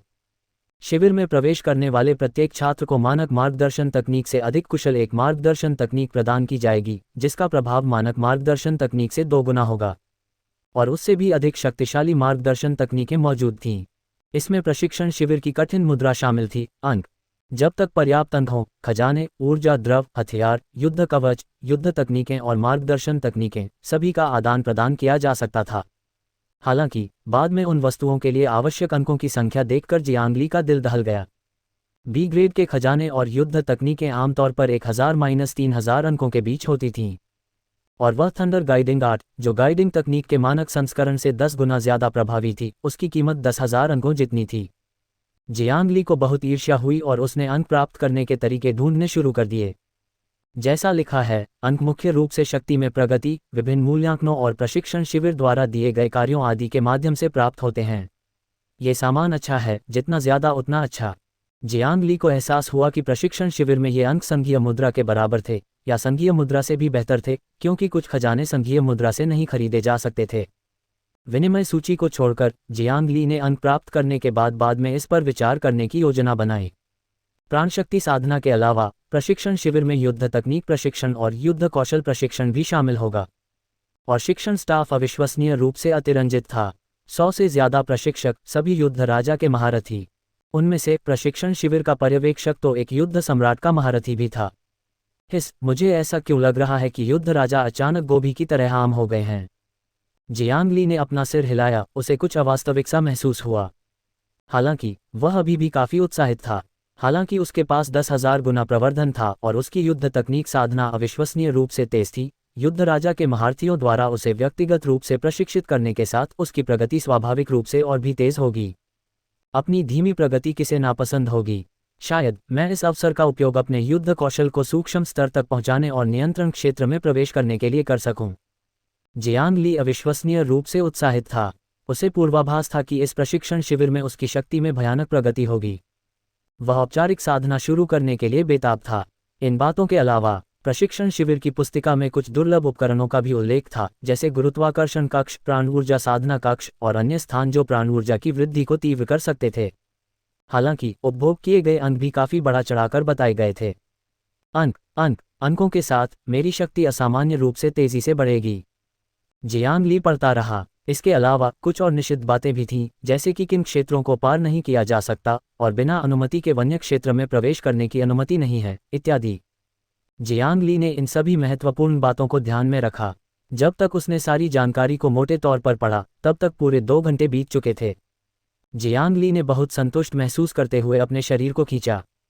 तभी अचानक दरवाजे पर जोरदार दस्तक हुई। दरवाजे के बाहर से वेई जिहान की चिंतित आवाज आई, जियांगे, जल्दी बाहर आओ, बूढ़ा वांग और वे लोग मुसीबत में हैं।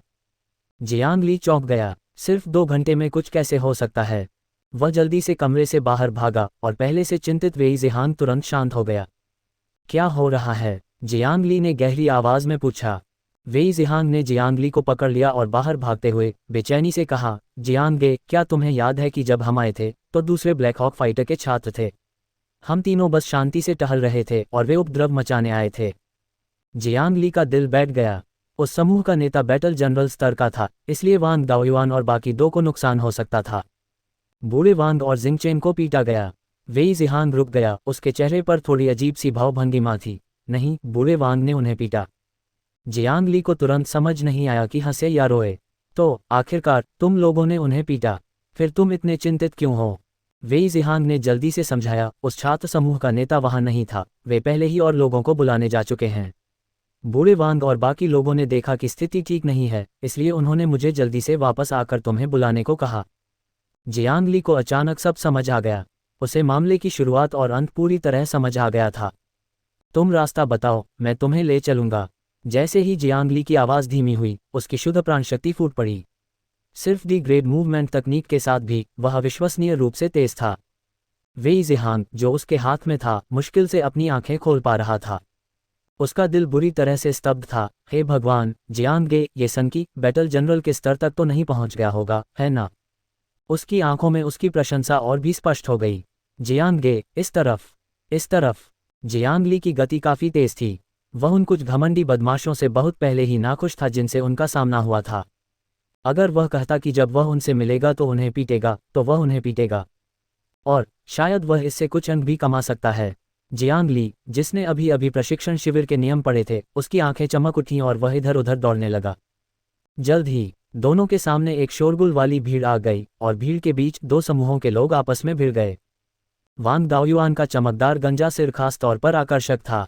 समय से थोड़ा पहले तुम कूड़े के टुकड़े, क्या तुम सब ब्लैक हॉक फाइटर पर इतने घमंडी नहीं थे? अब चुप क्यों हो? वांग दाओयुआन की मुट्ठियां आपस में टकराईं, जिससे धमाके की आवाज आए। उसके धातु के दस्ताने चमक उठे। सिर मुंडवाने के बाद से वांग दाओयुआन को सिल्वर मून स्वॉर्ड आर्ट भी नापसंद होने लगा था और वह नंगे हाथों से युद्ध कौशल को तरजीह देने लगा था, जिससे एक गंजे मांसल आदमी में बदलने की प्रवृत्ति दिखाई दे रही थी। उसने B grade combat skill ox diamond overlord fist, जो फेडरेशन ने उसे पुरस्कृत किया था, की मूल बातें भी समझनी शुरू कर दी थीं और कुछ हद तक उसका अभ्यास भी किया था।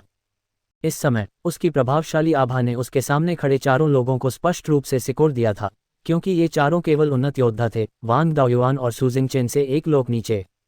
वे सभी चोटिल और सूजे हुए थे और अपना गुस्सा जाहिर करने की हिम्मत नहीं कर पा रहे थे। सू जिंगचेन ने जख्म पर नमक छिड़कते हुए कहा, तुम लोग तब पिटाई की तलाश में आए थे जब तुम्हारे पास करने के लिए कुछ और नहीं था। अब जल्दी करो और रास्ते से हट जाओ, मेरे पास तुम्हारे साथ खेलने का समय नहीं है। सू जिंगचेन बहुत चालाक था। वह लोगों को पीटने के बाद भागना चाहता था। उसने बहुत पहले ही देखा था कि सामने वाला कोई व्यक्ति चुपके से मदद के लिए बुला रहा है, इसलिए उसने वेई जिहान को वापस भेज दिया था।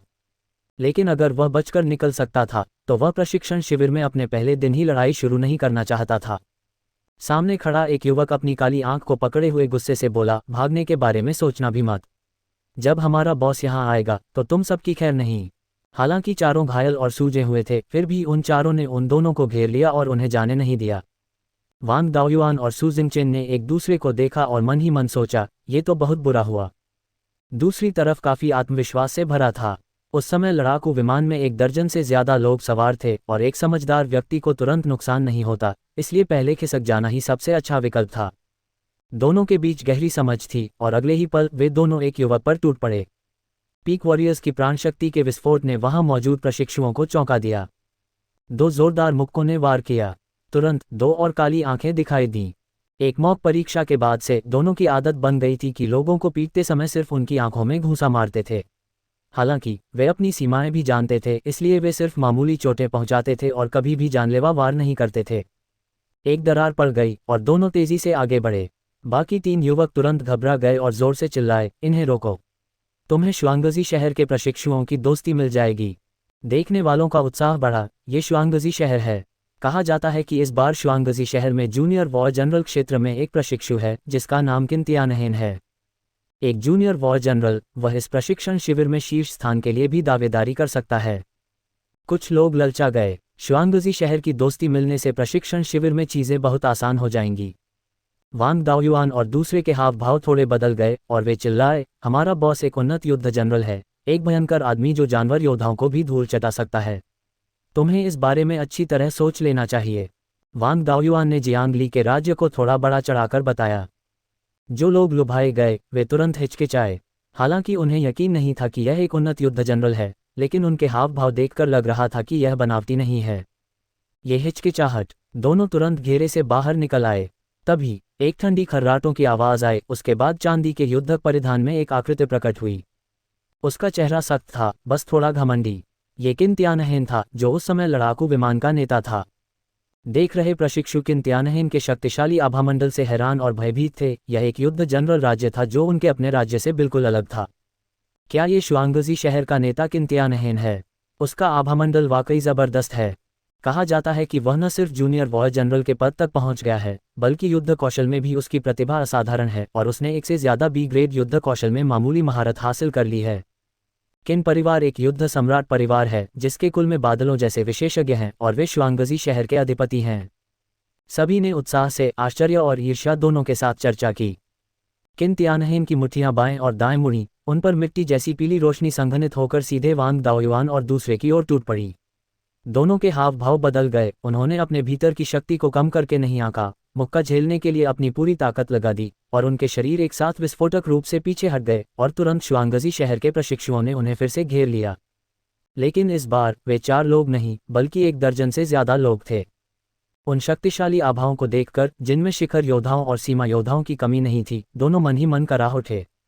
धिक्कार है, इस बार वे मुसीबत में थे। तुम्हारा बॉस एक उन्नत युद्ध जनरल है। मैं देखना चाहता हूं कि वह कैसा राक्षस है। वांग दाओयुआन और सू जिंगचेन को 2 मुक्कों से पीछे धकेलने के बाद किन तियानहेन ने इत्मीनान से अपनी बाहें पार की, धीरे धीरे उनके पास आया। उसके चेहरे पर मजाक भरा भाव था। उन्नत युद्ध जनरल, तुम किससे मजाक कर रहे हो?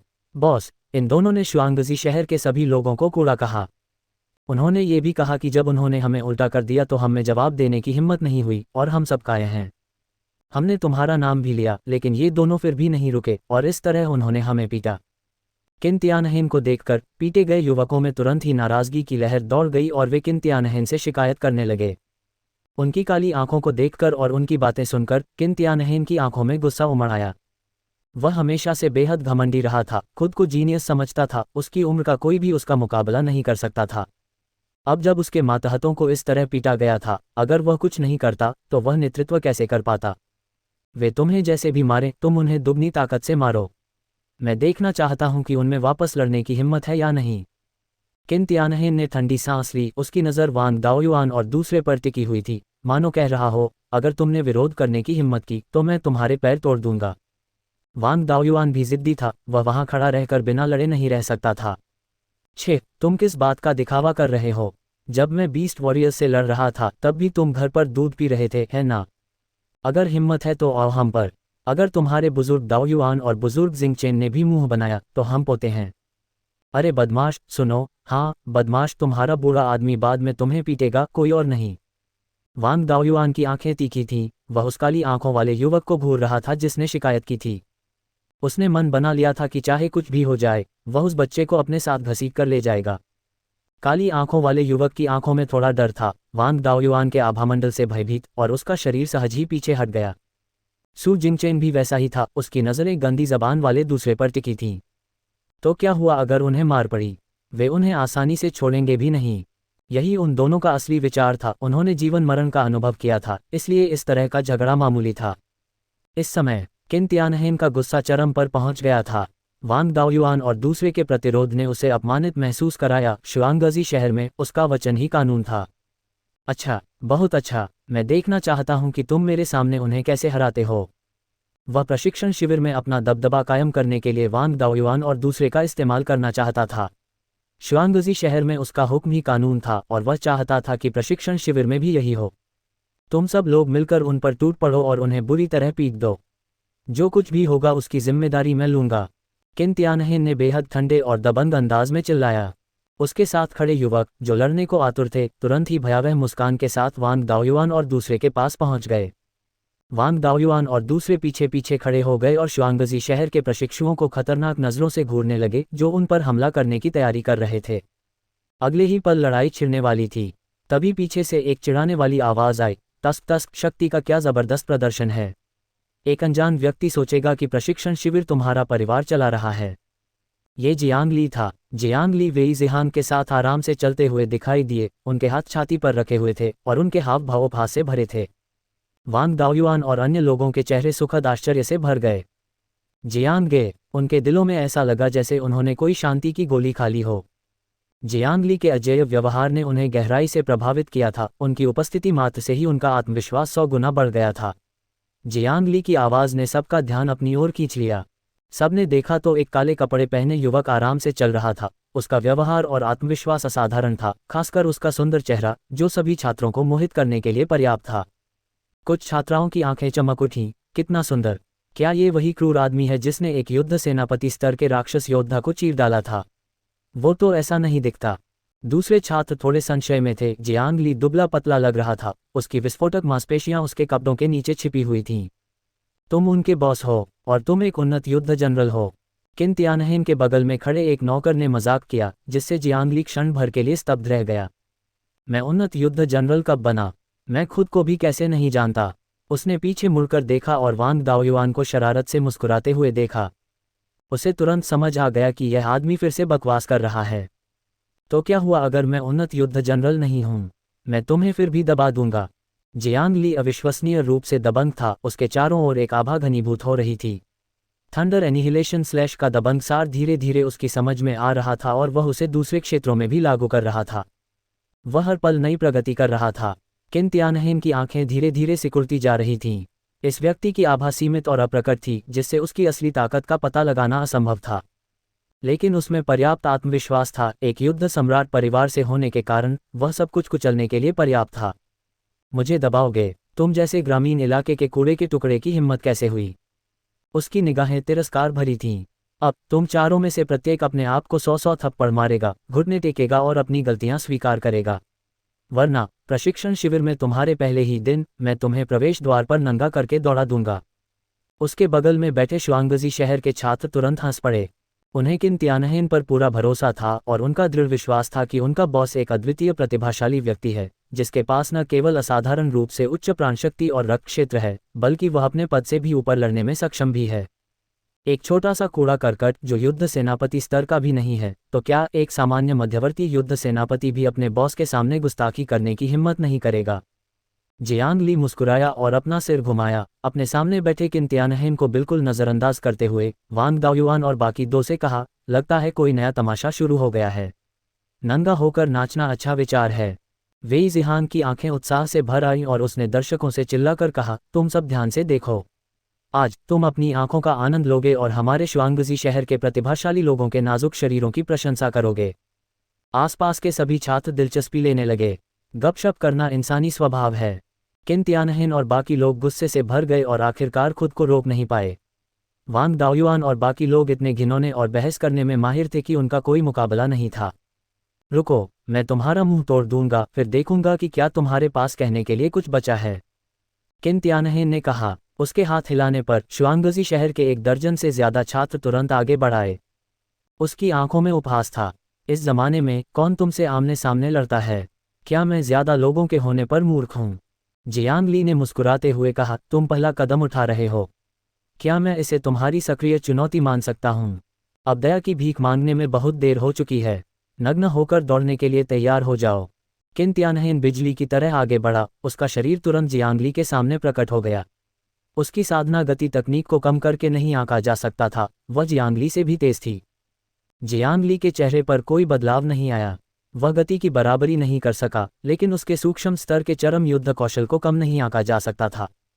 सभी बदलावों का बिना किसी बदलाव के जवाब देते हुए उसने एक मुक्का मारा जो वज्र और अग्नि की शक्ति से ओतप्रोत था।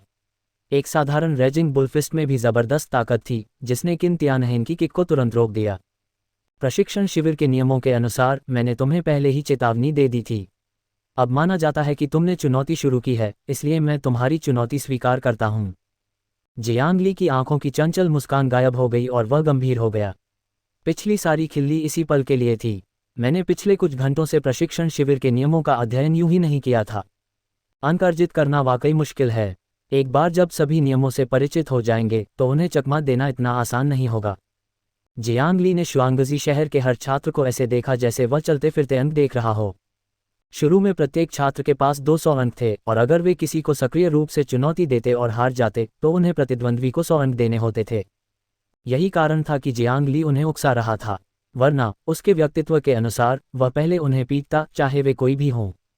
किन त्यानहेन थोड़ा उलझन में पड़ गया। बकवास, मुझे तुम्हारी सक्रिय या असक्रिय बकवास से कोई फर्क नहीं पड़ता। मेरे लिए घुटने टेक दो। उसका पैर किसी युद्ध कुल्हाड़ी की तरह था जो ऊपर से नीचे की ओर काट रहा था। उसकी युद्ध सेना स्तर की प्राणशक्ति और रक्त फूट पड़ा, मानो जियांग ली को क्रूर बल से कुचल देना चाहता हो।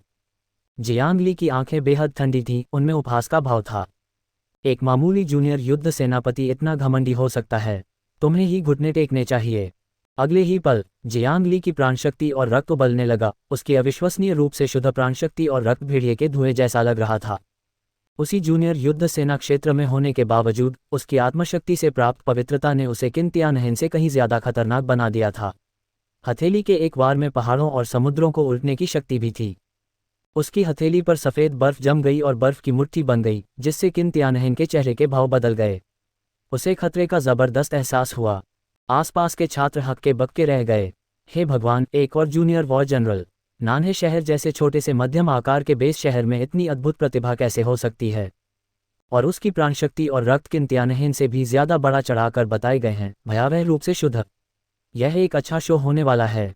तो उसने सचमुच एक बैटल जनरल स्तर के राक्षस योद्धा को धूल चटा दी। वह गंजा आदमी शेखी नहीं बघार रहा था। ये चौथा बैटल जनरल स्तर का छात्र है जिसे मैंने देखा है। हे भगवान, हम बाकी लोग कैसे जिएंगे? सब एक साथ चौंक पड़े, फिर उनकी आंखें उत्साह से जल उठीं। शुरू में उन्हें लगा था कि किन त्यानहेन भारी पड़ेंगे, लेकिन अब लग रहा था कि नतीजा अभी भी अनिश्चित है। धमाका, बर्फ की मुट्ठी और पृथ्वी कवच टकराए, जिससे एक धीमी सी आवाज निकली। किन त्यानहेन पृथ्वी के गुण से मेल खाता था और उसकी अनुकूलता काफी अच्छी थी।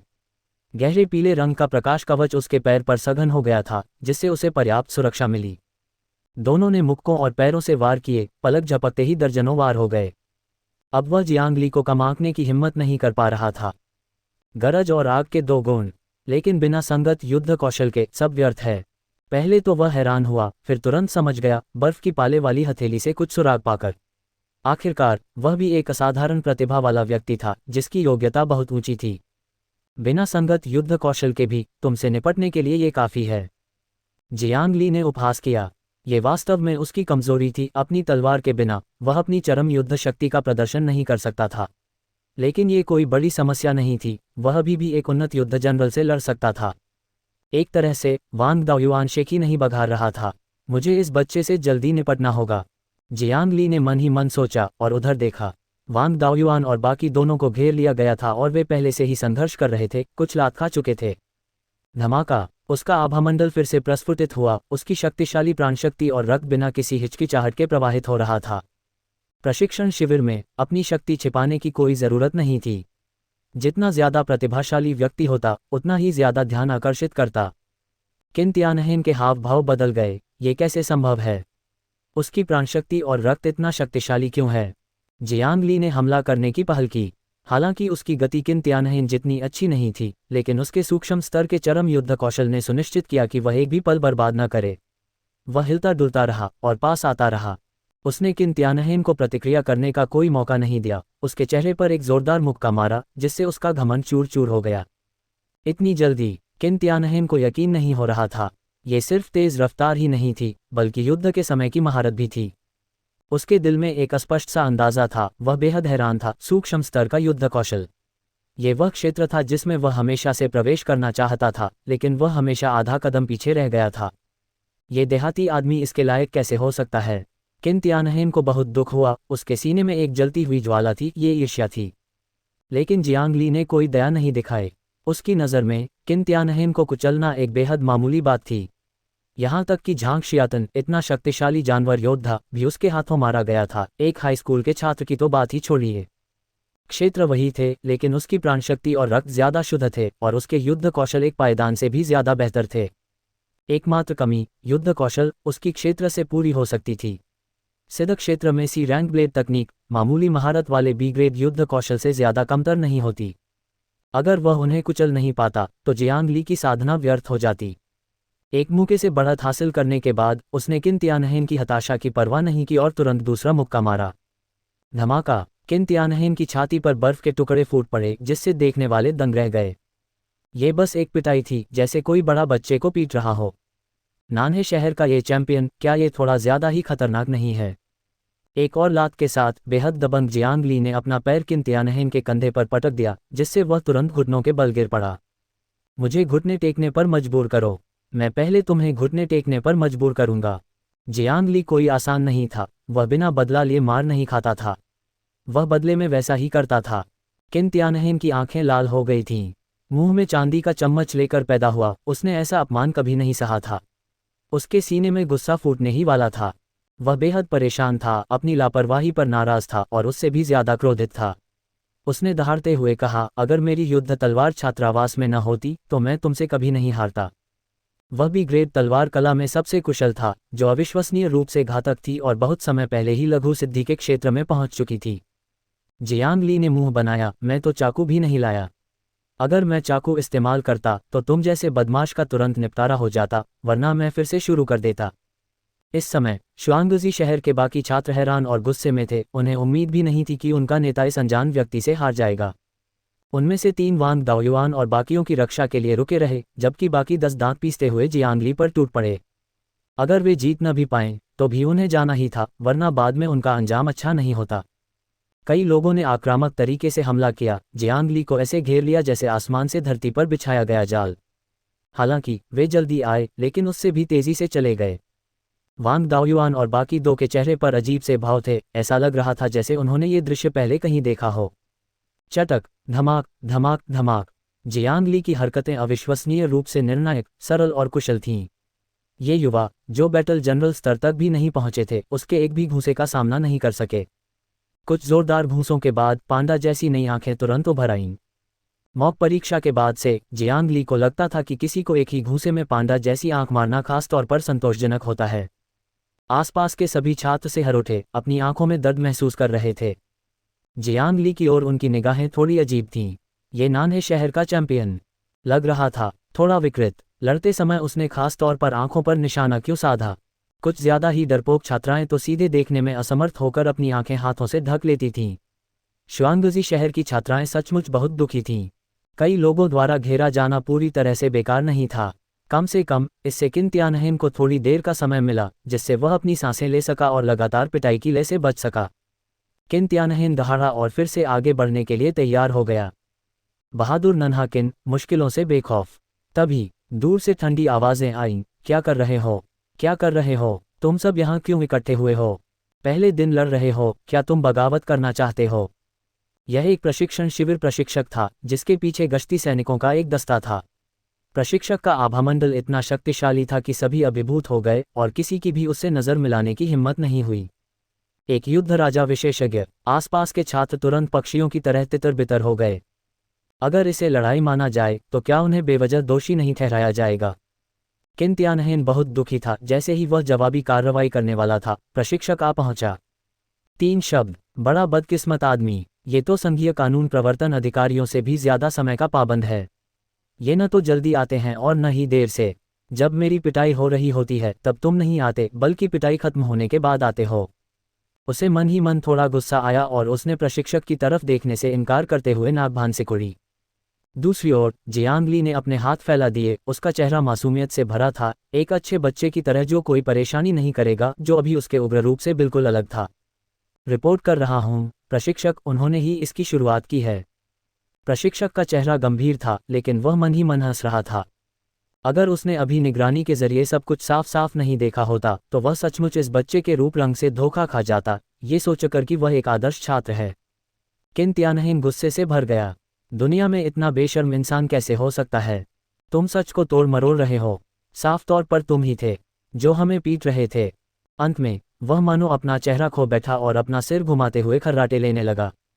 जियांग ली ने मुस्कुराते हुए ताली बजाई। सही कहा प्रशिक्षक, अभी अभी उन्होंने हमें चुनौती दी थी, लेकिन उनकी ताकत थोड़ी कम थी, इसलिए हमने उन्हें हरा दिया। प्रशिक्षक, भगवान की कसम, हम अकेले में नहीं लड़ रहे थे, यह एक असली मुकाबला था। वांग दाओयुआन और बाकी दोनों तुरंत बोल पड़े। उन तीनों के शरीर पर कुछ चोटें भी थीं, क्योंकि कुछ देर के लिए उन पर हमला किया गया था। हाँ, हम तो बस मुकाबला कर रहे थे। किसको पता था कि ये कढ़ाई वाले तकिए इतने नाजुक होते हैं? प्रशिक्षक ने अपनी मुस्कान दबा ली। प्रशिक्षण शिविर में चुनौतियों या मुकाबले की मनाही नहीं थी। ओह, क्या सच में यही स्थिति है? किन त्यानहीन तुरंत चिंतित हो गए। अगर इसे यूं ही नज़रअंदाज कर दिया जाता तो क्या उन्हें बिना वजह इतनी मार नहीं पड़ती? नामुमकिन। प्रशिक्षक, वे झूठ बोल रहे हैं। उन्होंने ही बिना वजह परेशानी खड़ी की थी। जियांग ली तैयार थे और उन्होंने कोई घबराहट नहीं दिखाई। मेरे भाई, मुझे आपको याद दिलाना होगा कि प्रशिक्षण शिविर के नियम 38 के अनुसार जो लोग बिना वजह प्रशिक्षण शिविर में लड़ते हैं उन्हें एक दिन के लिए जेल में डाल दिया जाएगा और उनके 200 अंक काट लिए जाएंगे। किन त्यानहीन और बाकी लोगों के चेहरे के भाव बदल गए। दांत पीसते हुए उन्होंने तय किया कि अगर उन्हें कैद कर लिया गया तो वे बाकियों को भी अपने साथ घसीट लेंगे। फिर जियांग ली ने आगे कहा, हम कानून का पालन करने वाले अच्छे छात्र हैं, हम आपके जैसे कैसे हो सकते हैं? शिक्षक, मेरे पास सबूत हैं। उसने हाथ हिलाकर अपने स्काईकॉम द्वारा रिकॉर्ड किया गया वीडियो दिखाया और हंसते हुए कहा, प्रशिक्षण शिविर के नियम 39 के अनुसार चेतावनी मिलने के बाद हमला शुरू करना एक सक्रिय चुनौती माना जाता है। अगर सक्रिय चुनौती देने वाला हार जाता है तो उसे विजेता को 100 अंक देने होंगे। छोटे भाई, मैंने तुम्हें अभी कई बार चेतावनी दी थी, लेकिन तुम फिर भी हमें चुनौती देना चाहते थे, इसलिए हम अनिच्छा से ही तुम्हारे साथ मुकाबला कर पाए। जियांग ली ने अपने हाथ फैलाए, बहुत आत्मसंतुष्ट लग रहे थे। शुआंगजी शहर के छात्रों के फीके चेहरों को देखकर वांग दाओयुआन और बाकी तीनों जोर से हंस पड़े। किन त्यानहीन इतना गुस्से में था कि उसके फेफड़े फटने वाले थे। उसे लड़ाई शुरू होने से पहले जियांग ली के शब्द याद आ गए। तुमने मुझे फंसाया है। जियांग ली ने हल्के से कंधे उचकाए। तुम्हें बेवकूफ़ बनने के लिए किसने कहा? वह हंसा और निरीक्षण कर रहे प्रशिक्षक से बोला, ऐसा ही है। इतनी दूर आने के लिए शुक्रिया प्रशिक्षक, आपने बहुत मेहनत की है। प्रशिक्षक हैरान रह गया। उसके युद्ध राजा के आभामंडल में इतना शांत और संयमित होना, ये छात्र काफी दिलचस्प था। ऐसा दोबारा न होने दें। कुछ सार्थक कहने के बाद प्रशिक्षक मुड़ा और चला गया। वह स्थिति को अच्छी तरह जानता था, लेकिन जियांग ली की हरकतें बेदाग थीं। सबसे महत्वपूर्ण बात यह थी कि प्रशिक्षण शिविर में छात्रों को एक दूसरे को चुनौती देने के लिए प्रोत्साहित किया जाता था। जब तक किसी की जान को नुकसान न पहुंचे, कुछ भी हो सकता है। प्रशिक्षक को जाते हुए देखकर जियांग ली मुस्कुराया, आपके संरक्षण के लिए शुक्रिया, प्रत्येक को 100 अंक। तुम। शुआंगजी शहर के छात्र बेहद गुस्से में थे। जियांग ली और उसके साथी बहुत ही मुक्का मारने लायक लग रहे थे, लेकिन वे उन्हें हरा नहीं सके। उन्हें दे दो। किन त्यानहीन ने दांत पीसकर अंक दिए और फिर जाने के लिए मुड़ा। इस उदास जगह पर एक पल भी नहीं रुकना चाहता था। रुको, अभी तो प्रशिक्षण शिविर में बहुत समय है। शुआंगजी शहर के छात्रों ने सिर झुका लिया। हर कोई हारे हुए मुर्गे जैसा लग रहा था। जियांग ली हंसा, अगली बार और अंक तैयार रखना। ये थोड़े से अंक तो दांत के खाली स्थान को भरने के लिए भी काफी नहीं हैं। किन त्यानहीन ने किसी को चाकू से काटने की इच्छा को दबा दिया, अपनी चाल की तकनीक को सक्रिय किया और पल भर में गायब हो गया। जियांग ली और बाकी तीनों ने एक दूसरे को देखा और जोर से हंस पड़े। ये मुकाबला वाकई संतोषजनक था। आओ आओ, 200-200 अंक। जियांग ली ने खुशी खुशी लूट का माल बांट दिया। वह कभी भी सब कुछ हड़पने वाला नहीं था। चूंकि ज्यादातर काम उसने ही किया था, इसलिए ज्यादातर हिस्सा लेना उसके लिए सही था, लेकिन बिल्कुल भी हिस्सा न बांटना अनुचित होगा। शुक्रिया जियांग गे। वांग दाओयुआन और बाकी दोनों और भी खुशी से मुस्कुराए। जियांग ली ने बहुत खुश होकर हाथ हिलाया। इस तरह अपने 200 अंकों के साथ वह सिर्फ 1000 अंक ही जुटा पाया। प्रशिक्षण शिविर की कीमतों की तुलना में 1000 अंक लगभग 10 मिलियन संघीय मुद्रा के बराबर हैं। कितना बढ़िया! यह अफसोस की बात है, भविष्य में ऐसे अच्छे अवसर नहीं मिलेंगे। आखिरकार जो छात्र प्रशिक्षण शिविर में आ सकते थे वे मूर्ख नहीं थे। वे अपने अंकों का इस्तेमाल किसी ऐसे व्यक्ति को चुनौती देने के लिए आसानी से नहीं करेंगे जिसे वे हरा नहीं सकते। चारों अपने विला के छात्रावासों में वापस चले गए। रात के खाने के बाद जियांग ली ने सोचा कि वह अपने 1000 पॉइंट्स के बदले क्या क्या ले सकता है और उसे बहुत गुस्सा आया। उसने शुरू में सोचा था कि उसके 10 मिलियन संघीय मुद्रा के पॉइंट्स बी ग्रेड ऊर्जा द्रव की एक बोतल के बदले में काफ़ी होंगे। लेकिन उसने कभी सोचा भी नहीं था कि प्रशिक्षण शिविर का ऊर्जा द्रव खास तौर पर बनाया गया था। इसके लिए पूरे 3000 पॉइंट्स की ज़रूरत थी और इसका असर स्वाभाविक रूप से साधारण ऊर्जा द्रव से बेहतर था। इसे तेज़ी से अवशोषित किया जा सकता था और जब इसे प्रशिक्षण शिविर की मार्गदर्शक तकनीक के साथ इस्तेमाल किया जाता तो यह आम लोगों को तेज़ी से आगे बढ़ने के लिए काफ़ी था। जल्दी से दायरे तोड़ते हुए इस तरह से हिसाब लगाया जाए तो 3000 पॉइंट्स ज़्यादा नहीं थे और यह पैसे के लायक भी थे। आखिरकार प्रतिभाशाली लोगों को सबसे ज़्यादा समय की ज़रूरत होती है और थोड़ा सा भी समय बचाना सार्थक होता है। लेकिन समस्या ये थी, जियांग ली को इसकी ज़रूरत नहीं थी। 10,000 गुना प्रवर्धन प्रणाली के साथ साधारण बी ग्रेड ऊर्जा द्रव और उसके लिए विशेष रूप से बनाए गए द्रव में कोई अंतर नहीं था। उसका रोना तो आ रहा था लेकिन आंसू नहीं आ रहे थे। प्रशिक्षण शिविर में आदान प्रदान किए गए अंकों और खजानों का निजी तौर पर व्यापार करने की अनुमति नहीं थी, इसलिए जियांग ली केवल लाभों का आनंद लेते हुए दर्द सहन कर सकता था। कोई बात नहीं, कोई बात नहीं, कम से कम यह मुफ्त ऊर्जा द्रव है, मैं बस और अंक अर्जित करूंगा। उसने अपनी मानसिकता को समायोजित किया, बिना शिकायत किए या दूसरों को दोष दिए। सब कुछ उसके हिसाब से कैसे हो सकता था? वह कोई उपन्यास का नायक नहीं था। मध्यवर्ती युद्ध जनरल बनने के बाद मुझे कुछ भी ग्रेड युद्ध कौशल विकसित करने शुरू करने होंगे, अन्यथा मेरी कमियां बहुत स्पष्ट हो जाएंगी। जियांग ली ने अपनी योजना बनाई। तभी उसने वांग दाओयुआन को दरवाजे के बाहर से पुकारते सुना, जियांग गे, दीक्षा समारोह जल्द ही शुरू हो रहा है, चलो। आ रहा हूँ, आ रहा हूँ। जियांग ली जल्दी से उठ गया। चारों ने अपनी गति तकनीकें सक्रिय की और तेजी से प्रशिक्षण शिविर के केंद्रीय हॉल की ओर चल पड़े। जियांग ली और बाकी लोग केंद्रीय हॉल की ओर दौड़ पड़े। रास्ते में युवा और जीवंत व्यक्तित्व इकट्ठा हुए, जिनमें से प्रत्येक का व्यवहार प्रभावशाली था, कम से कम किसी स्कूल के सर्वश्रेष्ठ छात्र जैसा। ये कहना अतिशयोक्ति नहीं होगी कि पूरे जियांगनान प्रांत के अधिकांश प्रतिभाशाली लोग यहाँ एकत्रित हुए थे, जिससे यह अविश्वसनीय रूप से मूल्यवान बन गया था। वांग दाओयुआन भी अब काफ़ी शांत हो गए थे। इतने सारे लोग। पूरा हॉल सीढ़ीदार था, जिसके सामने एक चौड़ा नेतृत्व मंच था जहां प्रशिक्षक बैठते थे। जियांग ली और उनके 3 साथियों को पीछे की ओर एक सीट मिली, जिससे वे पूरे दृश्य का जायजा ले सके। इस समय हॉल पहले से ही छात्रों से भरा हुआ था। 1000 से ज्यादा प्रशिक्षुओं की घनी भीड़ थी। जियांग गे, देखो, किन तियानहेन, वह दिखावा करने वाला, वहां है। जियांग ली ने सु जिंगचेन की ओर इशारा करते हुए देखा और तुरंत हंस पड़ा।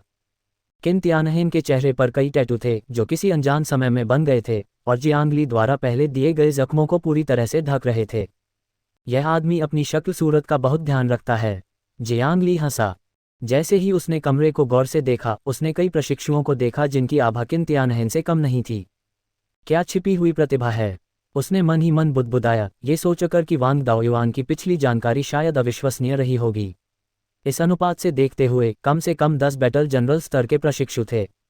निश्चित रूप से मध्यम युद्ध जनरल या उससे भी ज्यादा मजबूत प्रशिक्षु होंगे। जियांग ली का दिल उत्साह से भर गया, बिना किसी निराशा के। उसे थोड़ा समय दो और वह सबको कुचल सकता है। अब भी वह किसी और से नहीं डरता था। सभी छात्र एक दूसरे को परख रहे थे। पहले वे अपने अपने शहरों और स्कूलों के कुलीन वर्ग के थे, लेकिन अब प्रतिभाओं से भरे इस प्रशिक्षण शिविर में पहुंचकर उनमें से ज्यादातर अभी भी अहंकार से भरे हुए थे, यह मानते हुए कि वे दूसरों से नहीं हारेंगे। इस समय उन्हें सच्चाई को पहचानने के लिए थोड़ी वास्तविकता की जरूरत थी। किन तियानहेन इसका सबसे अच्छा उदाहरण था। यह अनुमान लगाया जा सकता था कि पहले हफ्ते में चुनौतियां और मुकाबले अंतहीन होंगे। जियांग ली ने अपने होंठ भींच लिए, थोड़ी उत्सुकता महसूस की। कृपया अगले बदकिस्मत आदमी को। सब चुप हो जाओ। पूरे हॉल में एक स्थिर आवाज गूंजी, जिसने अस्त व्यस्त जगह को तुरंत शांत कर दिया। आवाज में एक प्रभावशाली उपस्थिति थी। बैटल किंग विशेषज्ञ, कृपया सभी प्रशिक्षु चुप हो जाएं। अब हम प्रशिक्षकों को अपनी जगह पर बैठने के लिए आमंत्रित करते हैं। सभी प्रशिक्षुओं ने तुरंत अपनी गर्दनें ऊपर उठाईं और नेतृत्व मंच की ओर देखने लगे। उन्होंने सिर्फ इतना सुना था कि विशेष प्रशिक्षण शिविर के सभी प्रशिक्षक बैटल किंग विशेषज्ञ हैं और हर 10 लोगों पर एक प्रशिक्षक होता है, लेकिन उन्हें वास्तविक स्थिति का पता नहीं था। अब उन्हें आखिरकार पता चल गया। अगले ही पल सभी प्रशिक्षुओं की चौंकती निगाहों के सामने 100 से ज्यादा बैटल किंग एक साथ मंच पर चढ़ गए। हालांकि उन्होंने जानबूझकर खुद को संयमित रखा था, फिर भी उनकी अविश्वसनीय रूप से शक्तिशाली आभा पूरे हॉल में छाई हुई थी। कुछ दबंग थे, कुछ सख्त, कुछ सौम्य, कुछ शांत। हर युद्ध राजा का स्वभाव बिल्कुल अलग था, जिससे प्रशिक्षुओं की सांसें तेज हो जाती थीं जब वे अपने पसंदीदा प्रशिक्षक की तलाश में थे, ये सोचकर कि आगे चलकर वे उनके प्रशिक्षण में कैसे शामिल होंगे। 100 से ज्यादा युद्ध राजाओं की अवधारणा क्या थी? आमतौर पर कोई एक भी नहीं देख सकता था, लेकिन अब वे साधारण गोभी की तरह थे। लेकिन यह मत सोचिए कि युद्ध राजा विशेषज्ञ वास्तव में साधारण गोभी थे। आपको पता होना चाहिए कि एक युद्ध राजा पूरे संघ में एक शक्तिशाली व्यक्ति होता था, जो एक प्रमुख परिवार की स्थापना करने में सक्षम होता था। सु परिवार, जहां सु जिंगचेन का संबंध था अपने कुलपिता के युद्ध राजा होने पर, और वह भी एक बहुत ही साधारण युद्ध राजा होने पर, इतनी विशाल नींव बनाने के लिए निर्भर था। और ये सभी युद्ध राजा जो अब उपस्थित थे, विभिन्न स्थानों से सहायक थे, प्रत्येक के पास एक अद्वितीय कौशल था जो सु परिवार के कुलपिता से अतुलनीय था। संघ के इन युवा प्रतिभाशाली लोगों को प्रशिक्षित करने के लिए 5 प्रसिद्ध विद्यालयों ने सचमुच भारी निवेश किया था। यहाँ तक कि किन तियानहेन जैसे युद्ध सम्राट परिवारों के अभिमानी प्रतिभाशाली लोग भी उतने ही दंग रह गए थे। इतने सारे युद्ध राजाओं का एक साथ इकट्ठा होना पहली बार देखने को मिला था। सभी आगामी प्रशिक्षण शिविर जीवन की उत्सुकता से भर गए थे। हालांकि ये तो बस शुरुआत थी। सभी युद्ध राजा प्रशिक्षकों के बैठने के बाद वह गूंजती हुई आवाज लगातार गूंजती रही। इस बार उसमें श्रद्धा का भी भाव था। अब हम इस प्रशिक्षण शिविर के पर्यवेक्षक और 9 उप पर्यवेक्षकों को आमंत्रित करते हैं। एक पल में तालियों की गड़गड़ाहट गूंज उठी। सबकी आंखें उत्साह से जलने लगीं। युद्ध सम्राट विशेषज्ञ, युद्ध देवता के बिना एक युद्ध सम्राट संघ की सर्वोच्च युद्ध शक्ति था, और विशेष प्रशिक्षण शिविर का पर्यवेक्षक नियुक्त होने के कारण वह निश्चित रूप से कोई साधारण युद्ध सम्राट नहीं था। सबकी उत्सुक निगाहों के बीच एक मजबूत कदकाठी वाला अधेड़ उम्र का आदमी मंच पर चढ़ा। उसके सफेद बाल बेहद आकर्षक थे। एक प्रशिक्षु ने उसे पहचान लिया और खुद को रोक न सका। यह आइस फिस्ट युद्ध सम्राट डुआन चांगकियू है। कहते हैं कि उसका आइस ड्रैगन फिस्ट ही शाही स्तर के भयंकर जानवरों को दबाने के लिए काफी है। संघ में युद्ध सम्राट पहले से ही एक अत्यंत शक्तिशाली अस्तित्व था, और उपाधि प्राप्त युद्ध सम्राट तो और भी ज्यादा विशिष्ट था, क्योंकि ये सभी कभी अद्वितीय प्रतिभाशाली थे। डुआन चांगकियू की नजरें कोमल थीं, और वह मुस्कुराया और सबको हाथ हिलाया, लेकिन उसकी आभा युद्ध राजाओं पर पूरी तरह से छा गई। पूरे हॉल में उसका दबदबा था, और उसके पीछे 9 उप पर्यवेक्षकों का भी असाधारण व्यवहार था, पुरुष और महिला दोनों, कम से कम सीमा योद्धाओं का, जो युद्ध सम्राट के दायरे के बेहद करीब थे। उनमें से जो ज्यादा शक्तिशाली थे, वे तो साधारण युद्ध सम्राटों को भी टक्कर दे सकते थे। सभी प्रतिभाशाली लोगों की आंखें उत्साह से चमक रही थीं, और वे इन 9 उप पर्यवेक्षकों को गौर से देख रहे थे। जिनके पास अच्छी जानकारी थी, वे जानते थे कि पर्यवेक्षक पूरी स्थिति की निगरानी कर रहे थे, लेकिन उप पर्यवेक्षक प्रशिक्षक के रूप में भी काम कर रहे थे। स्वाभाविक रूप से प्रतिभाशाली छात्र किसी उप पर्यवेक्षक का ध्यान आकर्षित करने की उम्मीद में अधिक शक्तिशाली प्रशिक्षकों से शिक्षा प्राप्त करना चाहते थे। प्रवेश समारोह अभी शुरू भी नहीं हुआ था, लेकिन सभी की भावनाएं पूरी तरह से उत्तेजित हो चुकी थीं। जियांग ली को ये बात पता थी। ये प्रवेश समारोह स्वाभाविक रूप से उसके पिछले जीवन की तरह एक उबाऊ औपचारिकता नहीं थी, बल्कि कुछ बातों को अंतिम रूप देने की आवश्यकता थी। उदाहरण के लिए प्रशिक्षु स्तरों का विभाजन। उदाहरण के लिए किस प्रशिक्षक का अनुसरण करना है, ये चुनना। और ये सब प्रशिक्षु की क्षमता और क्षमता के आधार पर तय किया जाना था। मुझे आश्चर्य है कि यह किस प्रकार की मूल्यांकन पद्धति होगी। जियांग ली का मन उत्सुकता से भर गया। मंच पर पर्यवेक्षक डुआन चांगकियू ने बोलना शुरू कर दिया था। उन्होंने जिस विषय पर बात की, वह मोटे तौर पर प्रशिक्षण शिविर के दिशानिर्देशों में उल्लिखित विषय वस्तु थी, लेकिन उन्होंने विस्तार से बताने के लिए कुछ मुख्य बिंदु चुने। बाकी बातें उन्होंने प्रशिक्षुओं पर छोड़ दीं। डुआन चांगकियू का भाषण नीरस नहीं था। लोगों को ऐसा लग रहा था मानो वे बसंत की हवा का आनंद ले रहे हों, इसलिए कई प्रशिक्षुओं ने बड़ी दिलचस्पी से सुना। आप सभी उपस्थित अपने साथियों में सर्वश्रेष्ठ हैं, अन्यथा आपको 5 प्रसिद्ध विद्यालयों द्वारा विशेष रूप से भर्ती नहीं किया जाता। लेकिन मैं आपको याद दिलाना चाहता हूं कि भविष्य में आप चाहे किसी भी विश्वविद्यालय में प्रवेश लें, आपका एक ही लक्ष्य होगा। संघ के लिए लड़ो, मानवता के लिए लड़ो। डुआन चांगकियू की आवाज़ धीरे धीरे गंभीर होती गई, जिससे कई प्रशिक्षुओं के भीतर अकथनीय रूप से जिम्मेदारी का भाव उमड़ पड़ा। मानवता के लिए लड़ो। डुआन चांगकियू ने संतुष्टि से सिर हिलाया, फिर आगे कहा, प्रशिक्षण शिविर में विद्यालयों के बीच कोई भेद नहीं है। आप यहाँ केवल एक ही उद्देश्य के लिए हैं और वह है खुद को मजबूत बनाने के लिए अपनी पूरी शक्ति से प्रयास करना। बेशक आधार नियमों के भीतर है। डुआन चांगकियू मुस्कुराया। मैंने सुना है कि पहले ही दिन कई प्रशिक्षुओं ने निजी तौर पर लड़ाई की थी। नियमों के अनुसार उन्हें एक दिन के लिए जेल में रखा जाना चाहिए, लेकिन चूंकि यह पहला अपराध है इसलिए हम इस बार ऐसा नहीं करेंगे। अगर तुम भविष्य में लड़ना चाहते हो तो तुम्हें पहले से एक चुनौती का इंतजाम करना होगा। उसने मजाकिया लहजे में बात की जिससे कई प्रशिक्षु हंस पड़े। चुनौती का इंतजाम करना, जाहिर है, चुनौती को सक्रिय रूप से शुरू करने का संकेत था। जियांग ली हल्के से मुस्कुराया। ये युद्ध सम्राट थोड़ा अपरंपरागत था। दूसरी ओर किन तियानहेन के चेहरे पर एक गहरा भाव था जो दर्दनाक यादें ताज़ा कर रहा था। ठीक है, अब और बेकार की बातें मत करो, वरना तुम छोटे बदमाश शायद अपने दिल में मुझे लंबी बातें करने के लिए कोसोगे। अब दो चीज़ें हैं जिनकी तुम्हें सबसे ज़्यादा परवाह है, प्रशिक्षु स्तर का वर्गीकरण और प्रशिक्षक का कार्यभार। इस वाक्य ने तुरंत सभी प्रशिक्षुओं का ध्यान खींचा, जो डुआन चांगकियू को उम्मीद भरी निगाहों से देखने लगे। बर्फ के दानव युद्ध सम्राट मुस्कुराए, जिससे कई प्रशिक्षुओं की रीढ़ में सिहरन दौड़ गई। यह आदमी कुछ गलत करने की फिराक में था। आप सभी उपस्थित प्रतिभाशाली हैं, लेकिन प्रतिभाशाली लोगों की भी अपनी खूबियां और कमजोरियां होती हैं। योग्यता का उत्थान और औसत का पतन एक शाश्वत सत्य है, और हम कैसे तय करें कि आप में से किसकी क्षमता ज्यादा है या कम? आखिरकार उन्होंने मुस्कुराते हुए अपने असली इरादे जाहिर किए। इसके लिए एक छोटे से आकलन की जरूरत होगी।